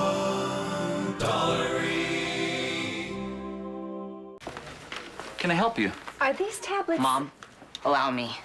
Are these tablets flash ready? Yes. Which ones? These, including the Samsung Galaxy Tab. What about movies? Straight from Android Market to the Motorola Zoom. 4G upgradable. 4G LTE upgradable. You always wear glasses? Only when I'm not wearing contacts.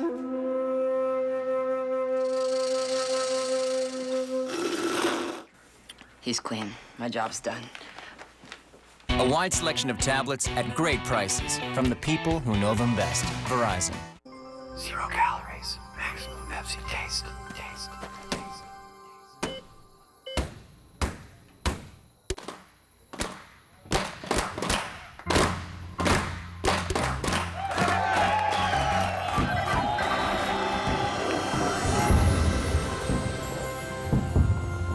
Great save, kid. You deserve this. Pepsi Max, the official soft drink of Major League Baseball. When you give it one of over 10,000 voice commands, Temperature 72 degrees. an amazing thing happens. It listens. The all-new Ford Focus with class exclusive Sync with My Ford Touch. Welcome back to Fox Saturday Baseball in Primetime, presented by Lowe's. Let's build something together.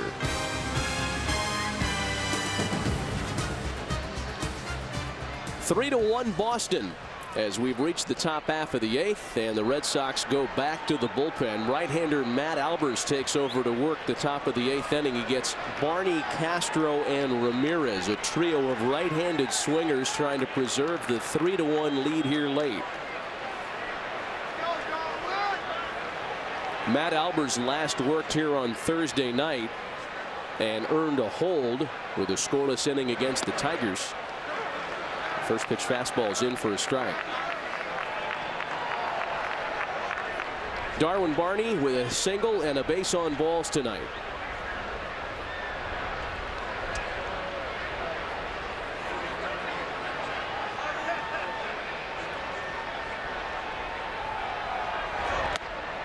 One and one.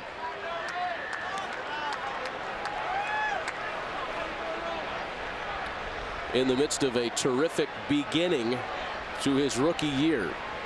First across the board, batting average, hits, on base percentage.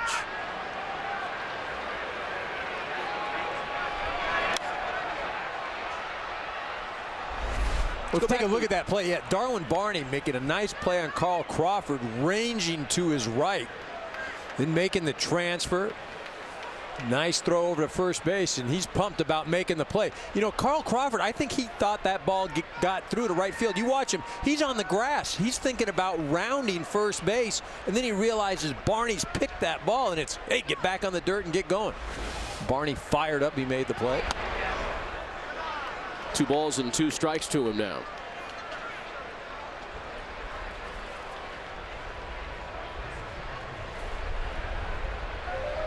Darwin Barney came into this series having heard a lot about the notoriously difficult Fenway Park infield, and told us before the game he was pleasantly surprised at how cleanly it plays. And there's a clean single to open the visitors' 8th.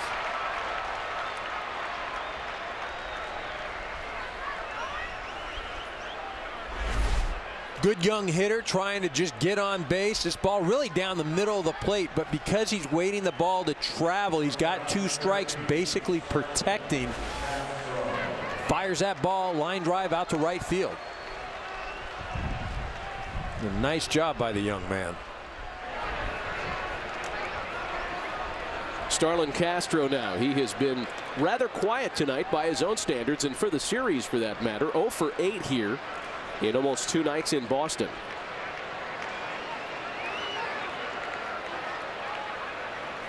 Barney aboard to start the inning. And a strike to Starlin Castro. Well, Castro's job right now is to stay out of the double play. The reason I say that is he wants to at least give the middle of this lineup the ability to tie this ball game with one swing.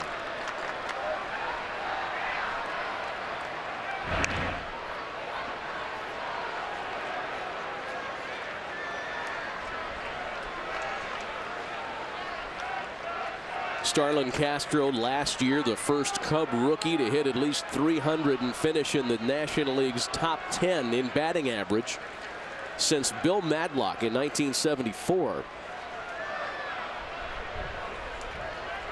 With a rookie at first base, Castro checks his swing but is guilty of going around, and it's 0-2 to him now. Starlin Castro has been bounced around in the order a lot this year. In fact, Mike Quade has used a lot of different combinations. As we mentioned, 36 different versions of a lineup in 44 games. Castro has gone from the leadoff spot to the 2-hole, batting third tonight. And on an 0-2 slider, he's got a base hit that'll put runners at the corners with nobody out.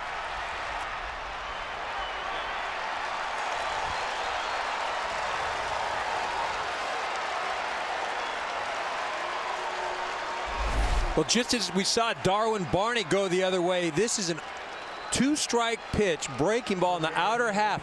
Castro not trying to do too much with it, staying on it, looking outside and shooting it to right center. These are 2 young hitters. You usually don't see that until after a couple years in the big leagues. This guy's already a good understanding.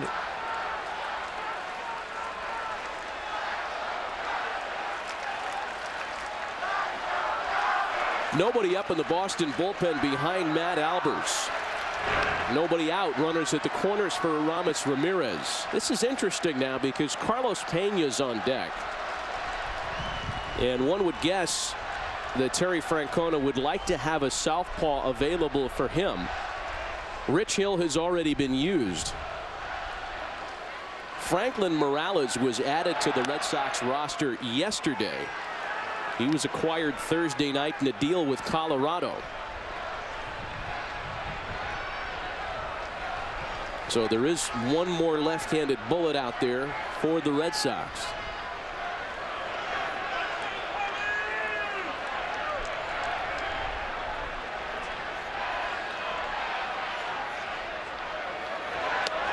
Cubs have their best opportunity to score here since the third, when they pushed across their one and only tally. 2 balls and no strikes to Ramirez.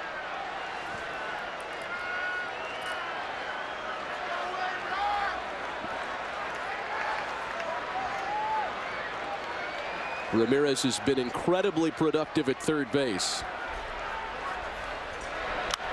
And when one considers the franchise history,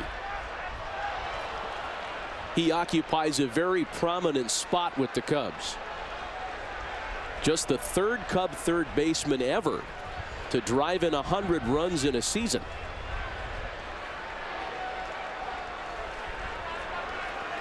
And we all know about the big numbers between the legendary late Ron Santo and Aramis Ramirez. Between the Steve Buechels and the Gary Scotts, a lot of bodies had been used down there.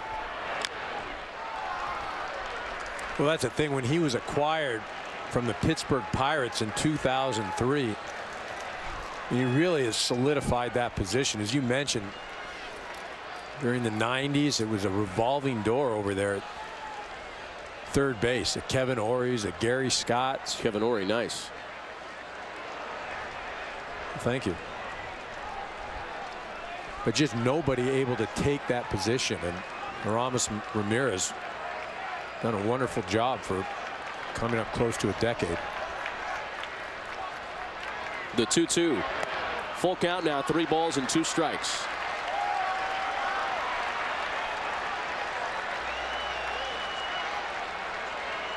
Carlos Pena waiting next, and this is Matt Albert's jam to try to get out of. Nobody up in the bullpen behind him.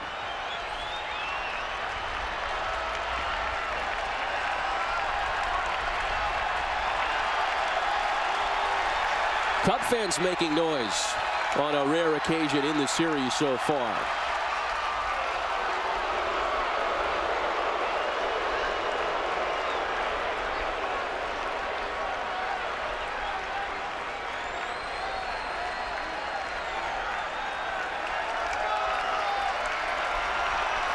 Singles by Barney and Castro have started the inning. And now the 3-2 home.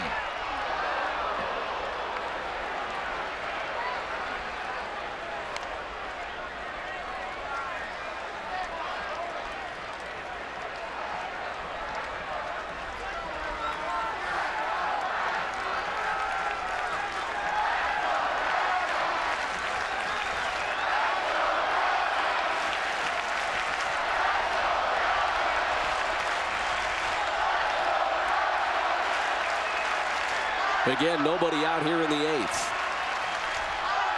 The next 3-2. And Ramirez battling to hang around.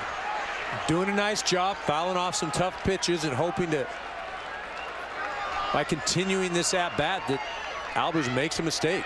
Leaves one out over the plate, something he can drive. Continue the base hit go around.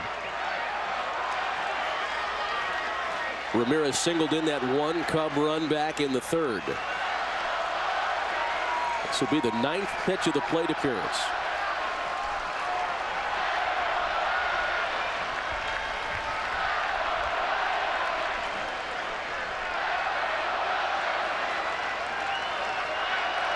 Bear in mind, after Carlos Pena, it's not Marlon Byrd, but Reed Johnson.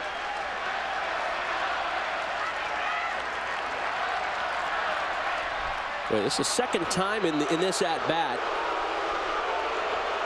that Matt Albers has gone to the Sutcliffe move, that old fake to third, fake to first.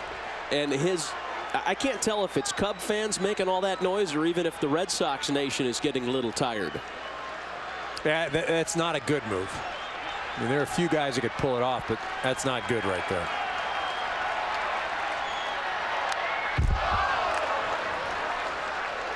And you talk about that third to first move, and as a fan or a broadcaster or whoever, you get frustrated watching, even as a player.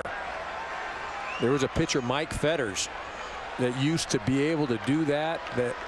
I mean, I'd be holding the guy on at first base and he'd pull that move and he'd get me breaking off the bag. That guy, he was good.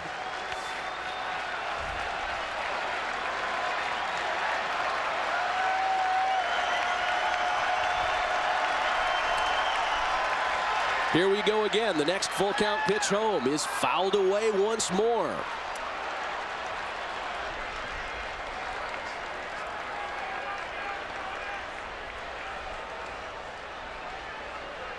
A 10-pitch at bat so far with Aramis Ramirez.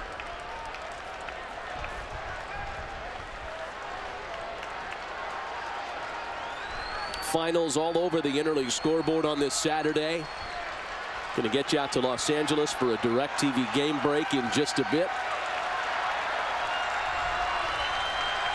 First, the next 3-2 offering.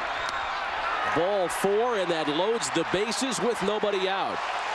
On cue, we check in with Chris Rose and Mitch Williams for a DirecTV game break. Guys, the Yankees leave the yard 4 more times today, including A-Rod. You know, you look at this swing of A-Rods, and there's very few hitters in the league that can make it look like they get fooled and still hit the ball out of the ballpark. 7-3 the final over the Mets, and the Yankees temporarily pull into a first-place tie with the Rays and the Red Sox atop the AL East. Guys, thanks. Look at how busy that division is. My goodness, A.J. Burnett picks up the victory tonight for New York, improving to 5-3. As Kurt Young goes out to chat with his right-hander here, who has found himself in quite a fix. Singles by Barney and Castro, and then after a long at-bat, A base on balls issued to Aramis Ramirez. What a wonderful job Ramirez did. Fought off a number of tough pitches, prolonged the at-bat, and then patient enough to take the walk. You know, a lot of times you get in that swing mode, and Ramirez able to lay off the 3-2 pitch. All right, runners in scoring position. Carlos Pena up, and he has struggled this year. Cubs would like to see him get hot right now.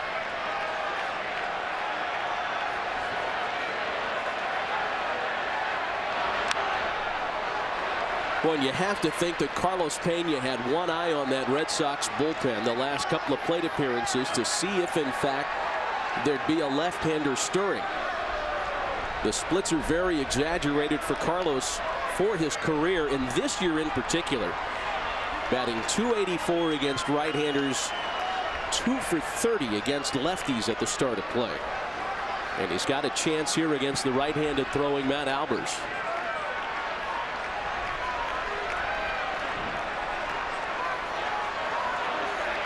Bases loaded, nobody out. They're 0-1. A ball and a strike. Well, that didn't miss by much. No, good discipline right there. I don't know if it was good discipline or just I can't hit that. They're the splits we talked about a moment ago. 4 of the 5 home runs for Pena this year have come against right-handers. Nothing new. Perhaps not that exaggerated in the past.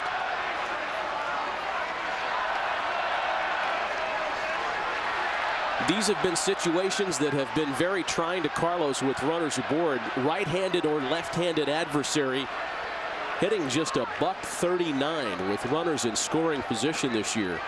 And that's the second lowest average in the big leagues among players with at least 30 at-bats.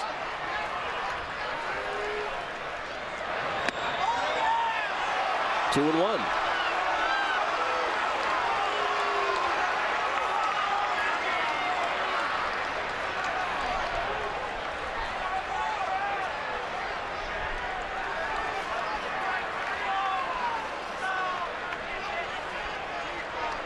Barney at third, Castro at second, Ramirez the runner at first.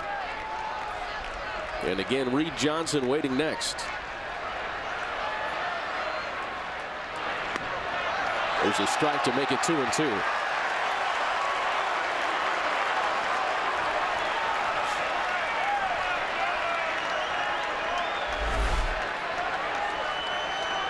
This pitch right down at the knees, maybe a little low. Yeah, right at the knees, a good pitch. But the previous 2 pitches could have gone either way. Previous meetings, Pena 2 for 9 against Matt Albers. The 2-2 pitch. He rides a fastball high, and now it's a full count. But Matt Albers really laboring here. Nothing coming easy for him.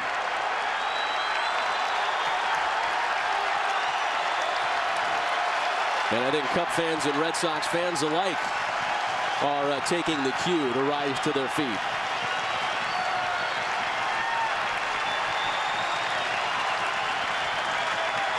Fans enduring Mother Nature's nastiness tonight, and a dramatic moment late this evening. Came right at him with the fastball, not messing around, right down the middle of the plate. This is where, as a hitter, though, you've really got to be disciplined, because it's very easy to think, okay, he's got to throw me a strike. He's not going to walk me, and you get in that swing mode.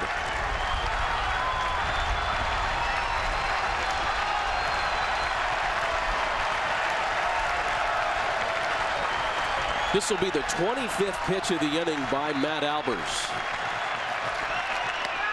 Ball 4, he walked in a run.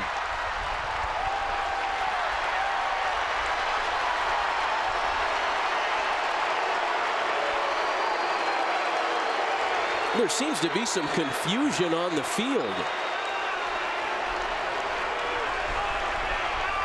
I'm not sure what was being debated out there. Ball 4 with the bases loaded. Yeah, I'm not sure that they knew what the count was out there. Well, Barney thought, yeah, okay, I'm going in, and then I don't think Pena was heading down to first too quickly. Better to be sure. As a staff now for the Red Sox, that's 5 bases loaded walks this year. And that ties Boston with the Twins and Blue Jays for the most in the American League. And Reed Johnson has got to, if this pitch isn't down the middle, you can't swing. That's good. That's a good approach right there. Good bases loaded numbers for Reed Johnson. Again, playing tonight because Marlon Byrd was hit in the face with a pitch in the second. And just to restate, Byrd was taken to a local hospital for evaluation. He never lost consciousness tonight. And it's been Johnson in his stead since the second inning. Bases loaded with a run in and nobody out. Johnson with a shot to left. That ball hit well and off the monster scoreboard. 2 runs will score, and the Chicago Cubs have taken an 8th inning lead.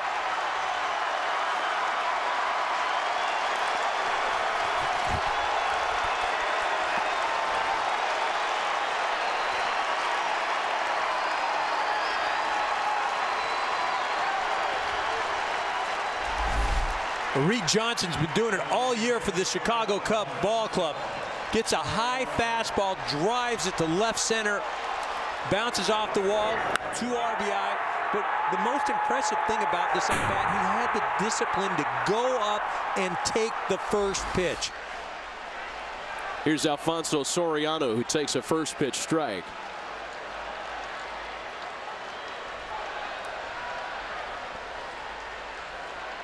Cubs back on top, 4-3 Chicago. The first 3 hitters to come to the plate in the 8th have come around to score. Still nobody out. Infield in for Boston. Pena the runner at third. Johnson at second. Again, Soriano doesn't have to be the hero here. All he's got to do is make good solid contact, preferably to the right side. Drive it to the big part of the outfield, right center.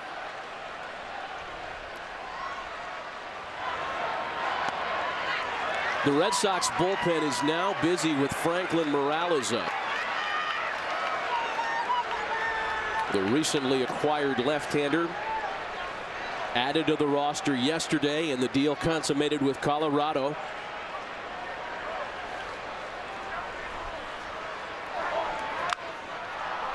And Soriano sends a fly ball into very shallow left. Lowry drops it. Oh my!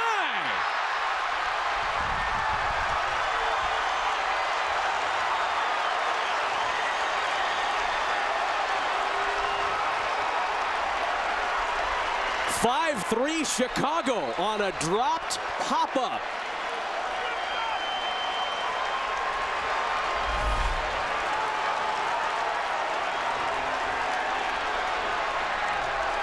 Just a straight clank.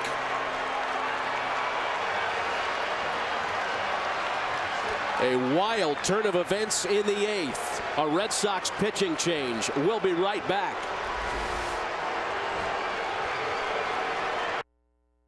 It's me. I'm coming home. When?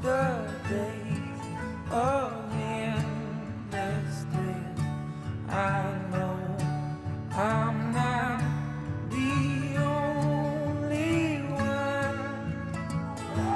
So I'm going.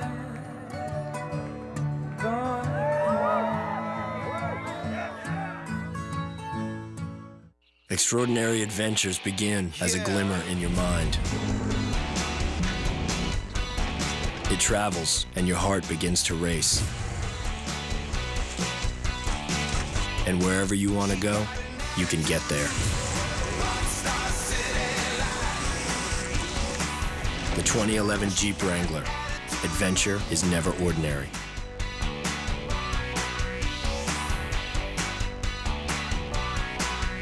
A lot of times things are right underneath our feet, and all we need to do is change the way we're thinking about them. A couple decades ago, we didn't even realize just how much natural gas was trapped in rocks thousands of feet below us. Technologies made it possible to safely unlock this cleaner burning natural gas. These deposits can provide us with fuel for 100 years, providing energy security and economic growth all across this country. It just takes somebody having the idea, and that's where the discovery comes from. Look at all this stuff for coffee. Oh, there's tons. French presses, espresso tampers, filters. It can get really complicated. Not nearly as complicated as shipping it, though. I mean, shipping is a hassle. Not with priority mail flat rate boxes from the Postal Service. If it fits, it ships anywhere in the country for a low flat rate. That is easy. Best news I've heard all day. I'm so amped! I mean, not amped, excited. I mean, that's sort of amped. Really kind of in between. Have you ever thought about decaf? You think that'll help? Yeah. Priority mail flat rate shipping starts at just $4.95, only from the Postal Service. A simpler way to ship. Well, if you bent over to pick up some change in the sofa cushions, or if you surfed away from this ball game for a couple of minutes, you have missed some rather eventful goings-on to start this eighth. We'll bring you up to speed in a moment. First, a word on the new pitcher. He is left-hander Franklin Morales, making his Red Sox debut tonight. Hard thrower, and one of the troubles he's had over the years, though, is control. I think that's probably why Terry Francona did not bring him in to face Carlos Pena. Felt more confident with Albers, but this kid has an electric arm, no question about it. It's, can he get it over the plate?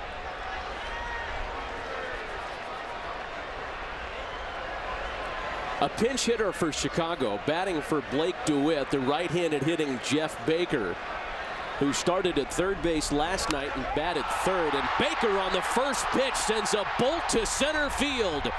And that one's off the base of the monster. Log jam aboard. Play at the plate is not in time.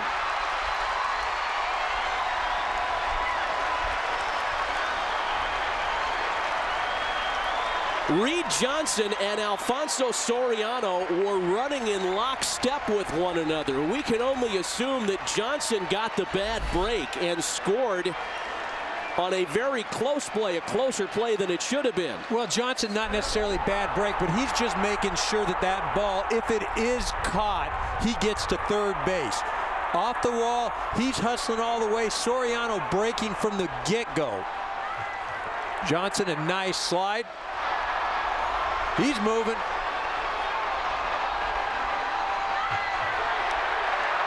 You talk about Baker. Now watch his slide here, man. He gets around Veritek and reaches back with the left hand. A real nice job. Coy Hill now. The Cubs have come alive in the eighth.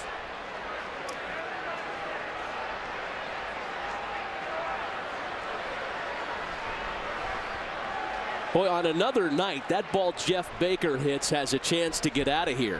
Well, how about Jeff Baker and Reed Johnson tonight? Guys that have swung the bat well all year long for the Cubs, but just haven't been able to get into that everyday lineup. Do it again tonight. Yeah, the non-starters have been a big story and big contributors for Chicago tonight. It's 0-2 to Coy Hill. Top of the order, Kosuke Fukudome waiting next, as he would be the 9th Cub to bat in the inning. Still nobody out here. A wave and a miss. And a sarcastic round of applause coming out of the grandstand here. One gone. Just to walk you through what's happened in this eighth. Matt Albers came on to pitch.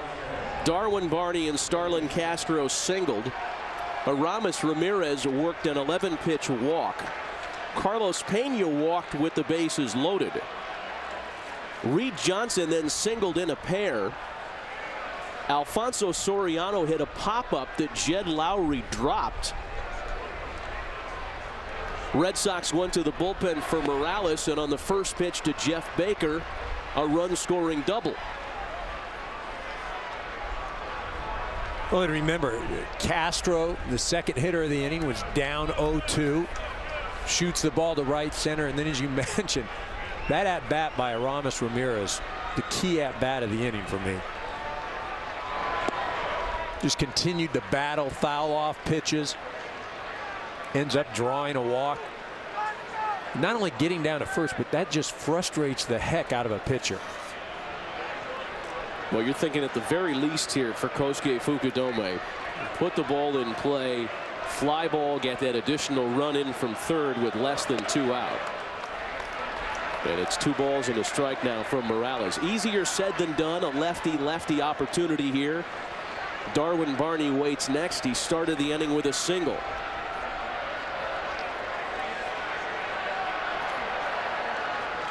It's some game, huh? I'll tell you. I mean, the Cubs looked dead in the water for 7 innings. Sure did. You figure with this weather, not a lot of scoring. Like I said, that at-bat, I'm going to keep saying it, the at-bat by Aramis Ramirez, just to go up there and continue to battle in these elements. I mean, that was, to use the cliche, that was a professional at-bat. Infield still in for Boston. 3 balls and a strike to count to Kosuke Fukudome. He has been hit by a pitch and walked tonight.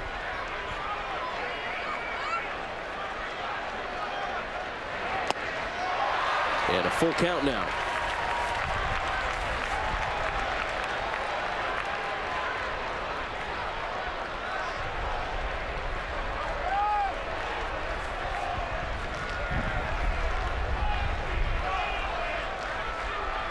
Kerry Wood's been hot for a while. How can you be hot with no sleeves? Yeah, it sounded bad as soon as it came out of my mouth. And there's ball 4 to Fukudome. 3rd walk of the inning by Boston pitching. Braves and Angels out west for a DirecTV game break. We check in with Chris Rose and Mitch Williams. Yeah, West Coast action underway. Bobby Abreu. And this is one of the prettiest swings I've ever seen in baseball. It belongs to Bobby Abreu. Great swing. His first homer since April 3rd, 2-0 Halos. And guys, if your game keeps going at that pace, I'll update you on Sunday's action coming up. Hey, it's been fun to watch, though. This has been a half-hour inning so far. Here's Darwin Barney. The base is reloaded for Chicago. And Barney takes a fastball for a strike.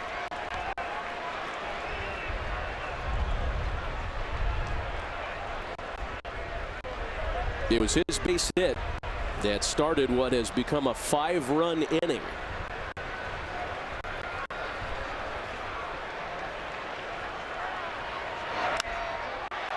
A fly ball out to right. We'll see if that's deep enough to get Soriano home. Oh, some problems on base. My goodness. Oh, and the throw gets away from Euclid. Soriano scores anyway. An additional run scores. Soriano and Baker both score after it looked like the Cubs had run themselves out of a chance to play an additional tally. Cue up the monkey and the organ grinder.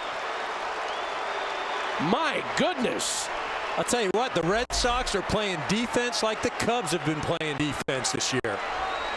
The Cubs finally the beneficiary of some, I don't know what this is. You can't even get mad. You got to just, if you're a Red Sox, if you're sitting in that dugout, you just got to go, you got to be kidding me. 8-3 Chicago. This is a complete team effort here. And I can't tell if the throw was that bad by Varitek or if Euclid Alligator armed it on the receiving end. And then the ball at the plate gets away from Morales. Safe to say that sequence will not appear in the Tom Amansky instructional drills video. And how about the base running by the Cubs? What that was just horrific base running to begin with. Here's Starlin Castro now.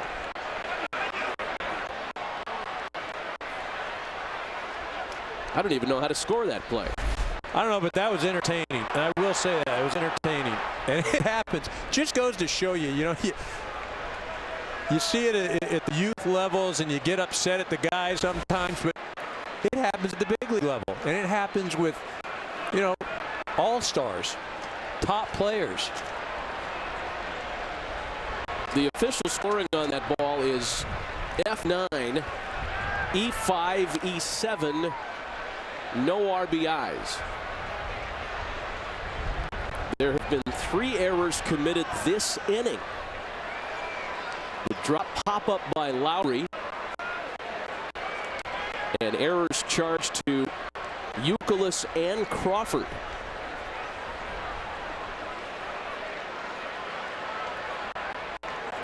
Santa Maria.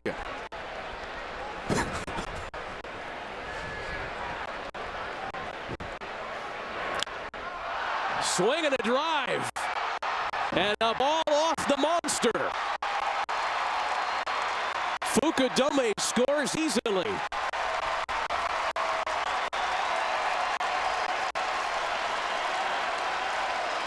An 8-run inning by the Chicago Cubs.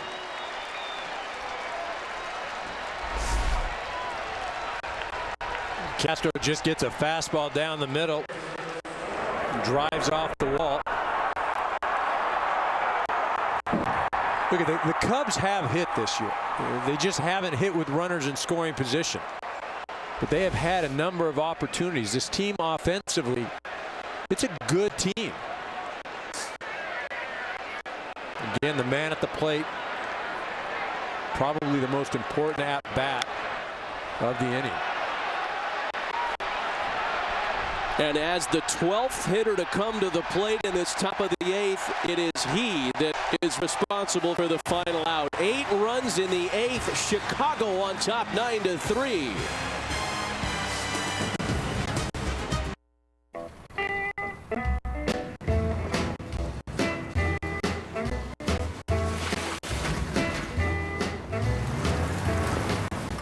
You've reached the age where you don't back down from a challenge.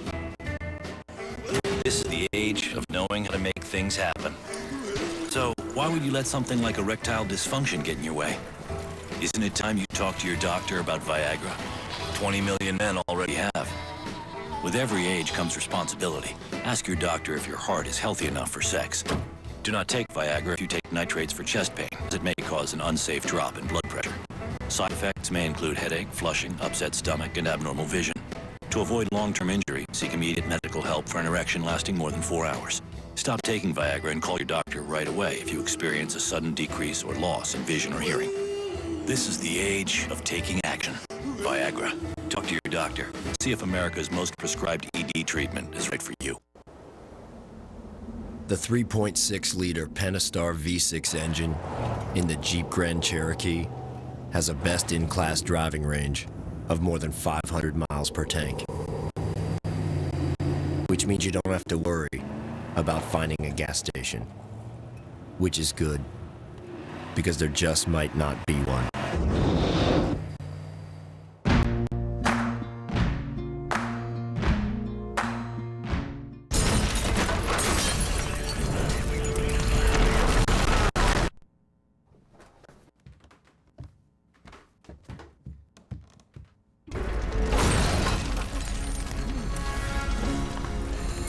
With DirecTV, you can start watching in one room, pause, and continue watching in any other room.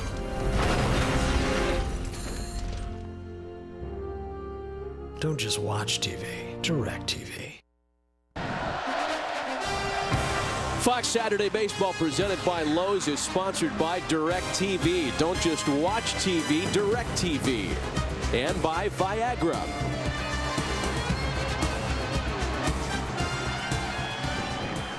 Well, the Chicago Cubs have hung 8 on the Red Sox in the 8th, and they take a 9-3 lead into the bottom of the inning for Kerry Wood. And as you can tell by those numbers, it wasn't headed that way through the first 7. No, it really looked all Red Sox. And, you know, it was only a 3-1 ball game. Zambrano had thrown well, kept them in the ball game, but it just seemed like the Red Sox were going to win this thing easily. So it's Kerry Wood now in the bottom half of the 8th, and he'll face the number 9 hitter Jason Varitek, and then the top of the order Ellsbury and Pedroia. Tony Campana takes over in left field for Blake DeWitt. He's going all skateboard guy with the hat.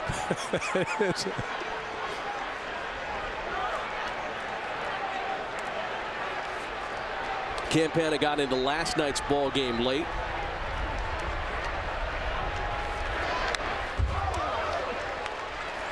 1-2 the count to Jason Varitek.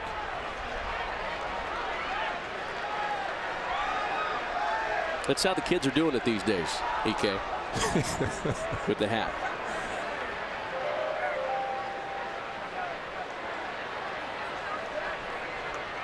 A ball and 2 strikes to Jason Varitek.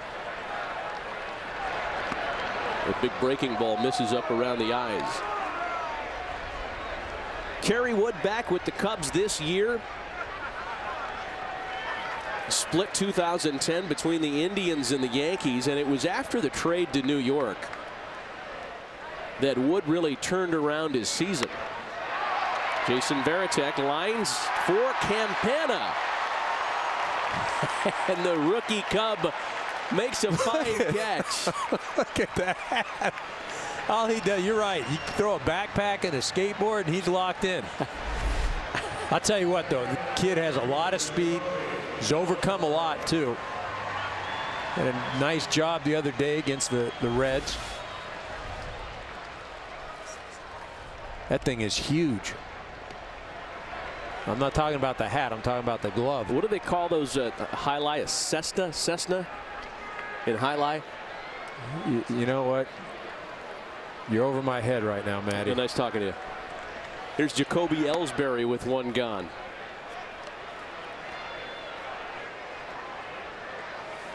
So the last time the Chicago Cubs scored 8 or more runs in an inning on the road, it was August of 2008.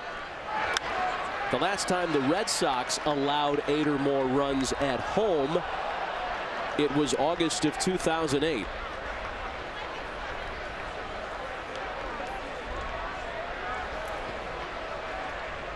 And certainly the Red Sox defensive misgivings had a lot to do with that 8 spot. Well, I'll say it.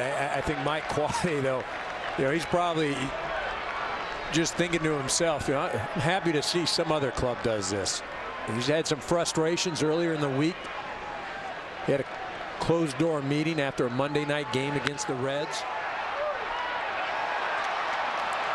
They didn't play well, and then Tuesday they come out and give up 7 unearned runs. Well, that was called a foul ball by first base umpire Ed Hickox, and it's going to be worth looking at again. Jacoby Ellsbury was fairly confident, as was I, to be honest, that that ball landed in fair territory.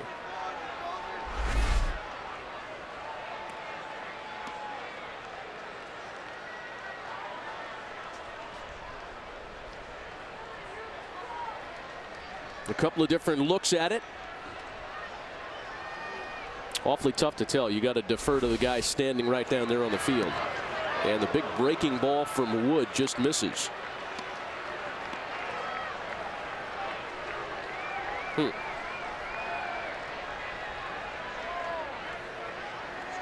We talked about Kerry Wood coming to the Cubs to the Yankees last year, and that deal from the Indians, and how it really turned around his season. His numbers much better with the Yankees last year, setting up Mariano Rivera, than they were as the closer in Cleveland. So not only did Wood benefit, but the Indians bullpen was said to benefit, and not because they didn't want Kerry Wood around. It's because everybody fell into a role after that deal that they settled into. Chris Perez closing. And the pop-up is handled behind the plate by Coy Hill. Reminder, Wilfred, a new original comedy starring Elijah Wood, premieres next month on FX.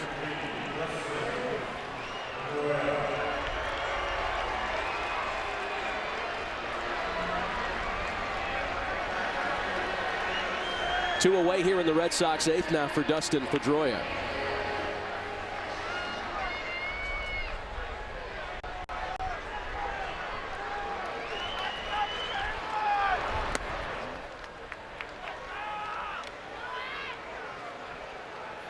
(15-5) Red Sox last night. And after an 8-run 8th, 9-3 Cubs this evening. On a sharp hop for Castro, and Kerry Wood gets the Sox in order in the 8th. On to the 9th. Cubs on top 9-3. This is the Nexus S 4G, the first phone that's Googled to the core with Sprint's super fast 4G speed. A phone this powerful can do almost anything. So now, we can fill the internet with even more cats. With 4G speed, the latest version of Android, and the best Google apps, cats can be searched, watched, and shared faster than ever. The Nexus S 4G, only from Sprint, America's favorite 4G network. My back. 뭐 도와드릴까요? Do you have something for pain? Oh, Bear aspirin. Oh, no.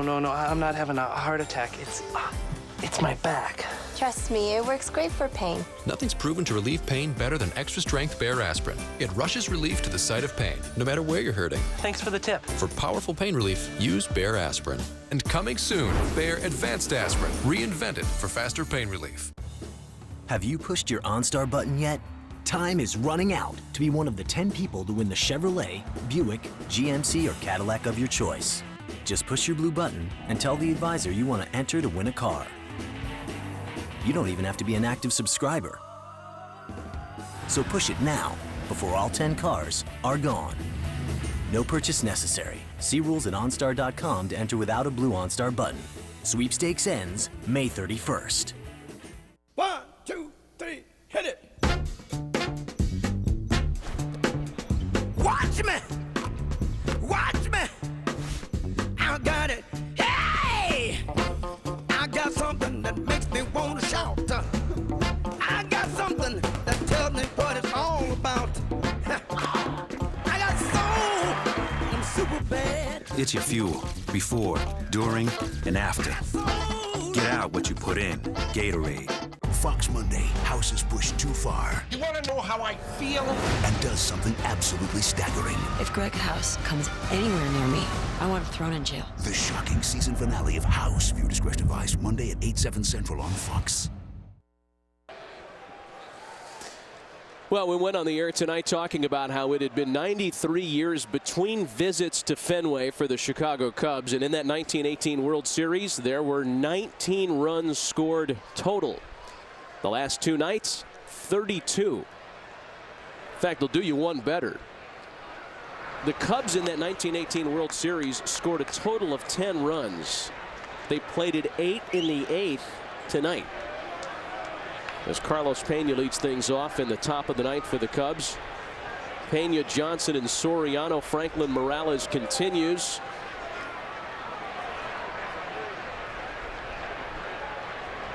A tough night for the Boston bullpen. Matt Albers in particular.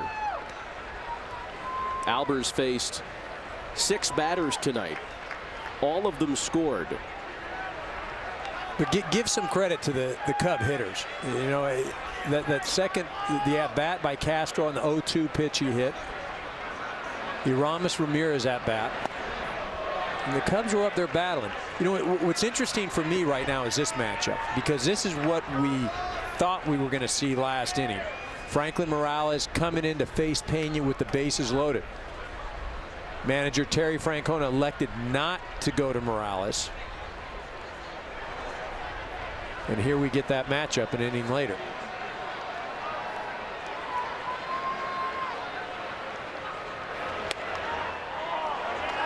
Fastball just misses the corner. 3 balls and a strike to Carlos Pena.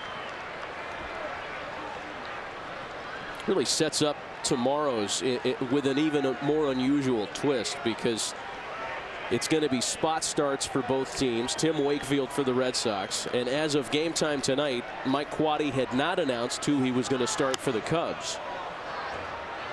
Both bullpens have had considerable work the first 2 nights of this series. And if you're going into the finale thinking Johnny Holstaff for both sides, I think that's more true for Chicago. It could get very interesting tomorrow night.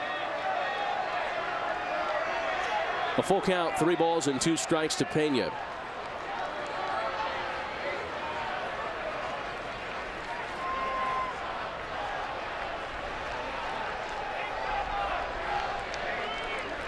Matt Garza a scratch for tomorrow. And a swing and a miss by Pena.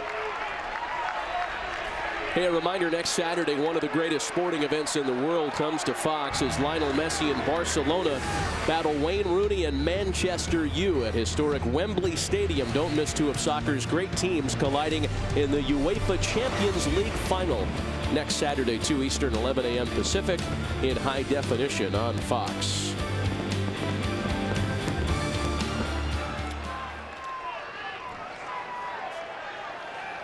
Here's Reed Johnson now with one gone.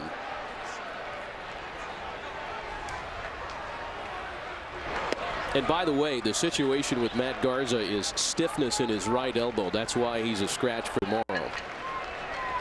He'll be able to watch the UEFA Cup final in 2 weeks, though. And, you know, we're not saying it happens all the time, but soccer players have been known to exaggerate an injury. Work it a little bit. Try to work the yellow card.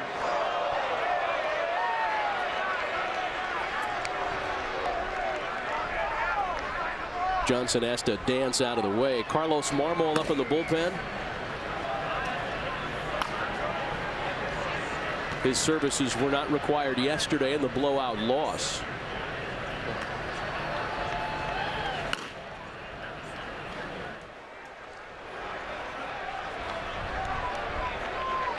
One ball and one strike to Johnson. Baseball players can fake an injury too, you know. It's not just in soccer. Game 4 NLDS attempting to beat out a bunt. Atlanta's Robert Fick hits then Cub first baseman Eric Harris, who's down on the ground. And in its very next at-bat, bottom of the inning, showing no ill effects from the injury. Second home run of the game. That is not right. Wow. That's a line softly out to right, and J.D. Drew closes on it in the wind. What happened there? Good stuff right there. Yeah, what happened? My man Robert Fick kind of clotheslined me down there with the. It did. The initial feeling was shoulder done, and that's the biggest fear of a first baseman. Made a miraculous recovery, was able to rebound. But you know what's funny is Robert Fick was fined. Bobby Cox was very upset. That was the left shoulder. That is not good. At the time, I thought I tore everything. Did you have a conversation with him about that afterwards? I did, actually. Wasn't good. Like I said, I think the Atlanta Braves were more upset than anything. Yeah, that Bobby Cox. Thank you for that. I did play soccer when I was younger, though. All right. Is that where you thought we were going? Alfonso Soriano tardy on a breaking ball. And it's 0-2 now. Yeah, we didn't mean to indicate that you were faking an injury there. We were just trying to set up the dramatics. I thought you were just trying to promote the soccer event. I get you. That was like your Willis Reed moment.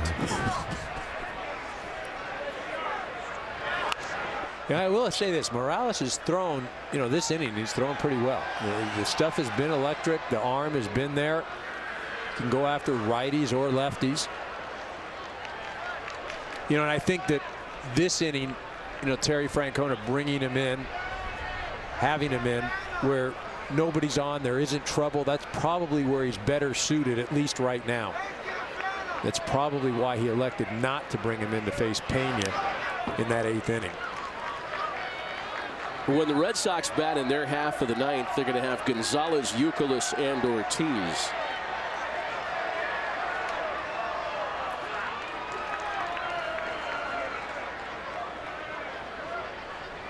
An 8-run top of the 8th by the Cubs.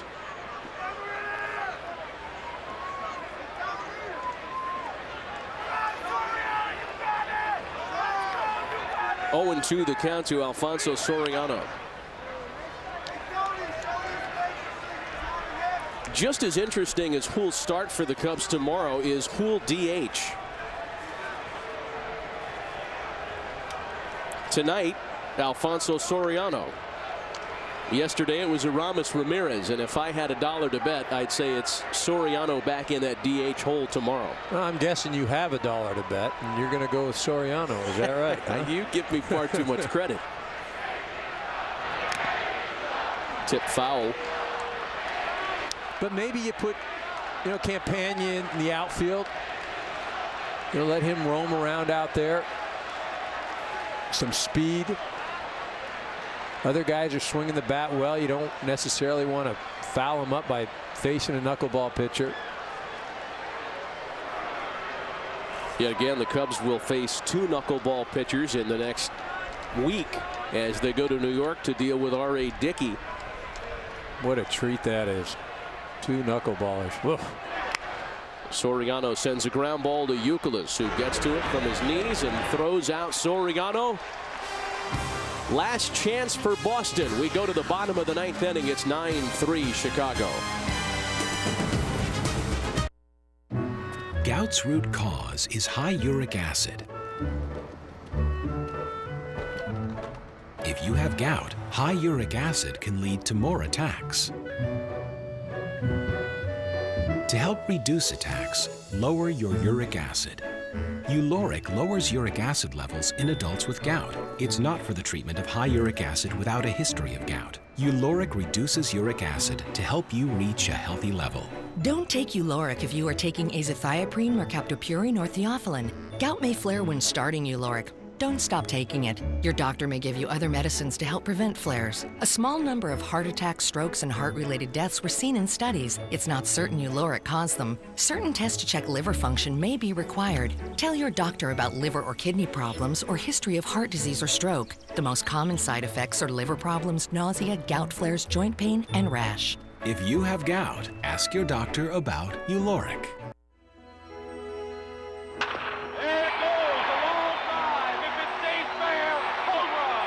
There are some baseball moments you just never forget. We have a big 3-2 pitch coming here.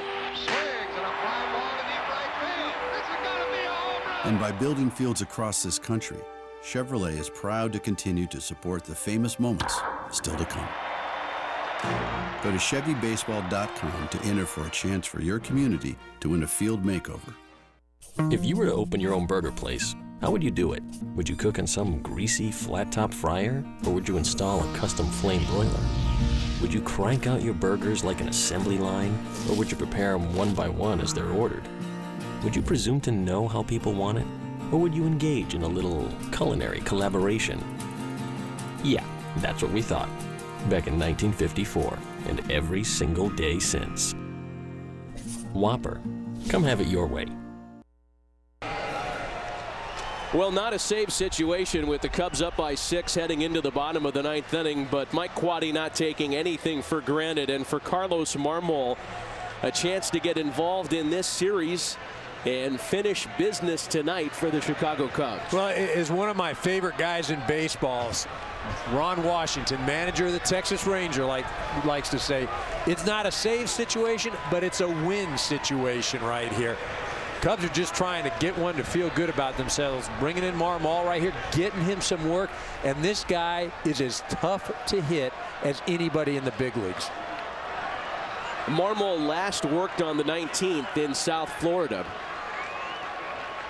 and pitched a scoreless inning en route to a Cubs victory that day.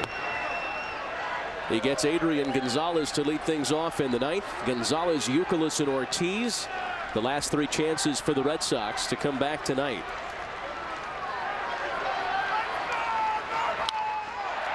Here's a base hit for Adrian Gonzalez.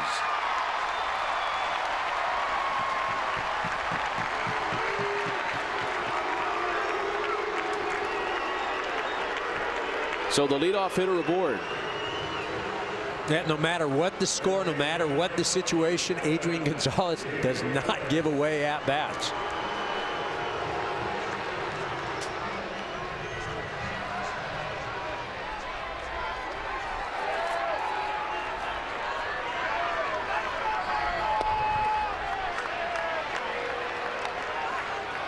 Kevin Youkilis tonight has a pair of singles, a base on balls, and has been hit by a pitch. The hit by pitch noteworthy for Youkilis, as it makes him the all-time Red Sox hit by pitch leader.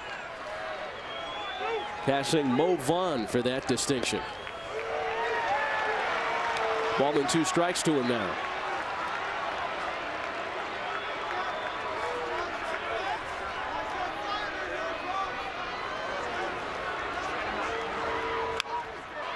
On the ground for Starlin Castro to Barney for 1. The relay, they get them both.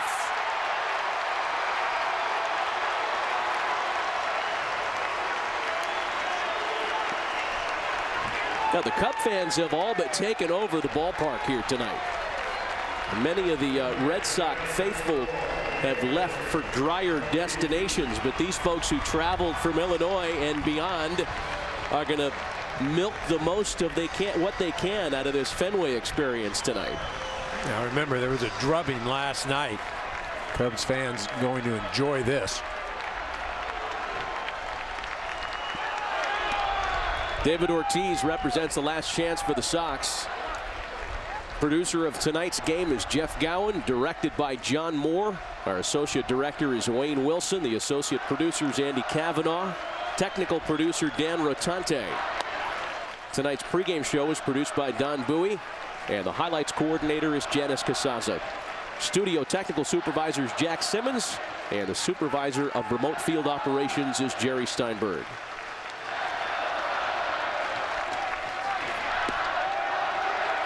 A strike to David Ortiz, 2-1. It looked as though perhaps when David Ortiz hit that 2-run home run in the 4th, his 300th as a Red Sox, by the way, that might be enough on a cold night. Nobody had any way of foretelling the 8-run top of the 8th that would make the Chicago Cubs winners at Fenway tonight. Cubs take game 2 of the series 9-3. For Eric Karros, this is Matt Vasgersian saying goodnight from Boston. Next up, it's Chris Rose in the Fox Sports Studios in LA.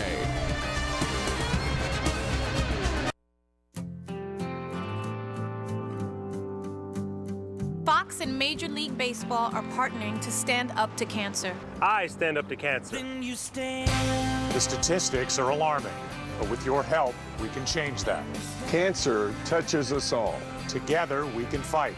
And together, we can win. I'm ready to stand up and fight. Are you? Fox Sports asks you to join our team and make a donation. Monday at 10 on your Bangor News. I'm Nicole Gerber. Coming up Monday at 10, pet portraits will benefit the Humane Society in Bangor. Find out how you can vote online for your favorite pet while also raising money. Monday only on Fox Bangor.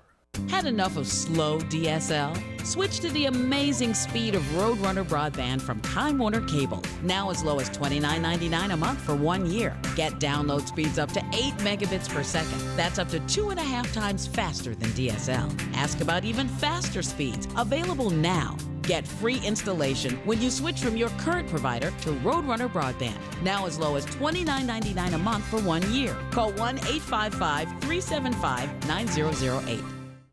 When it comes to watching sports, you've got lots of choices, and when it comes to low payments on program cars, nobody gives you more choices than Van Sickle. New shipments arriving on a regular basis. Cars, trucks, SUVs, vans, payments as low as $169 a month with zero out of pocket. The balance of 5-year, 60,000-mile warranty. No matter your sport, no matter your favorite team, at Van Sickles, we're saving you money every day. Van Sickle Kia Suzuki on the Hogan Road in Bangor. Fox Monday, House is pushed too far. You want to know how I feel? And does something absolutely staggering. If Greg House comes anywhere near me, I want him thrown in jail. The shocking season finale of House. View discretion advised Monday at 8/7 Central on Fox. Even during tough times, love marches on. So we're making it possible for you to buy that perfect engagement ring, and with no interest for 12 months. Quality Jewelers, next to Dunnett's, Penobscot Plaza, Bangor.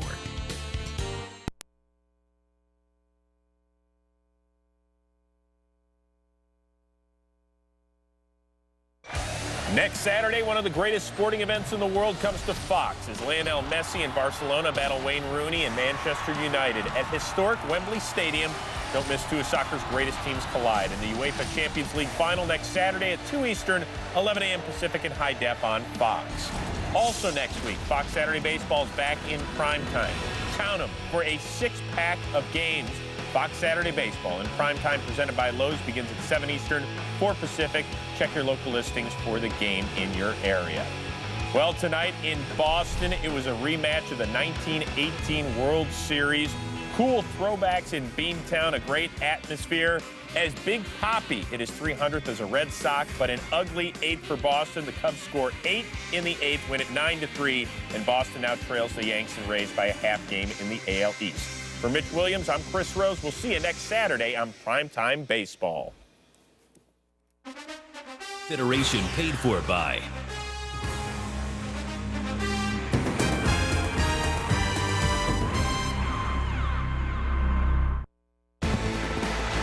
The Phillies battle the Mets in primetime. Fox Saturday Baseball, and catch This Weekend Baseball at a special time. Live from Wembley Stadium, it's a showdown between two legendary clubs. A beautiful blast. Rooney leads England's Manchester United against Messi and Spain's Barcelona. That should really be that. The UEFA Champions League Final, live from Wembley, next Saturday, only on Fox. Monday at 10 on your Bangor News. I'm Nicole Gerber. Coming up Monday at 10, pet portraits will benefit the Humane Society in Bangor. Find out how you can vote online for your favorite pet while also raising money. Monday only on Fox Bangor. On the next Everybody Loves Raymond. You and your lady might enjoy the gorgeous panorama. Lady. Oh, this is not my lady, okay? This is my mother. Sure, mother. Done. Marie and Raymond are on a cruise. Skeet shooting. I'd like to sign up as skeet. But will Raymond throw himself overboard? Bingo starts at 4. See, but I'm hanging myself at 3. On the next Everybody Loves Raymond. Monday at 6 and 6:30 on Fox Bangor. Fox Monday. A performance artist makes House her next project. She set you up. This is a puzzle tailor-made for you. You don't know which of my symptoms are real, which are fake. And her case pushes him. You're angry. Deal with that. To do something. Just talk to me. You want to know how I feel? Absolutely staggering. If Greg House comes anywhere near me, I want him thrown in jail. The shocking season finale of House. Viewer discretion advised. Monday at 8, 7 Central on Fox. Fox Monday. House is pushed too far. You want to know how I feel? And does something absolutely staggering. If Greg House comes anywhere near me, I want him thrown in jail. The shocking season finale of House. Viewer discretion advised. Monday at 8, 7 Central on Fox.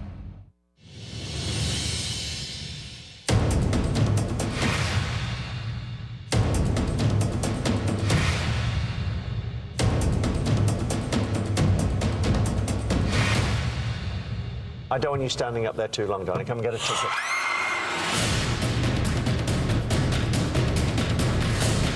You are a diva out there. I want this so bad. You've got to be exciting. Spectacular. Bring it on. So you think you can dance? 2-hour premiere this Thursday at 8, 7 Central on Fox.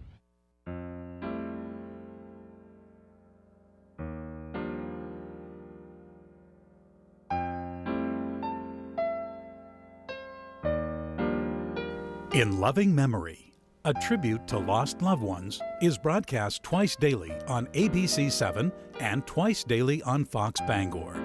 Visit mainobits.com.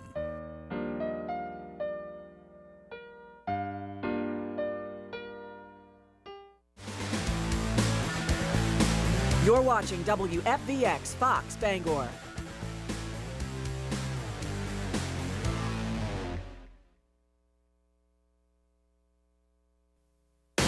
Now, Entertainment Tonight, the most watched entertainment news magazine in the world. Unforgettable. Mary Hart's unforgettable final week at Entertainment Tonight. Now witness television history as John Tesh and all of her former co-hosts return. Mary, there was absolutely no way we could miss your final show. I love that you guys are all here. That's why, darling. Serenaded by Natalie Cole and surprised by her biggest Hollywood friends. When I see your face. Mark Harmon, Neil Patrick Harris, LL Cool J, Michael Douglas. Thank you for all the good memories. And Regis Philbin with a marching band in Times Square. We're gonna miss you, Mary. Plus, So raise your glasses. the E.T. staff music video tribute to Mary with Mark Steinis and Dancing with the Stars Cheryl Burke.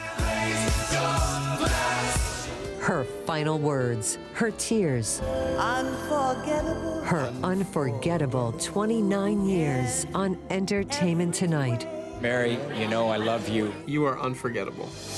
Now, Mary Hart says goodbye to E.T. Hello, and thank you so much for joining us. I'm Mark Steinis, and this next hour, we will say goodbye to our beloved Mary Hart. After 29 years here at Entertainment Tonight and thousands of shows, we had to say farewell in style with one huge surprise after another. The gentleman, Mary Hart. Oh my gosh, this is it. This is the last day. Oh my gosh. Hello, girl. Hi, I'm Mary. Hello, Mary. Too smart. Good order. Choose the first one. Good order. Oh my gosh. Look at you. Bob Dylan. Oh, my God. You know This what? is John Tesh. Do you remember John Tesh?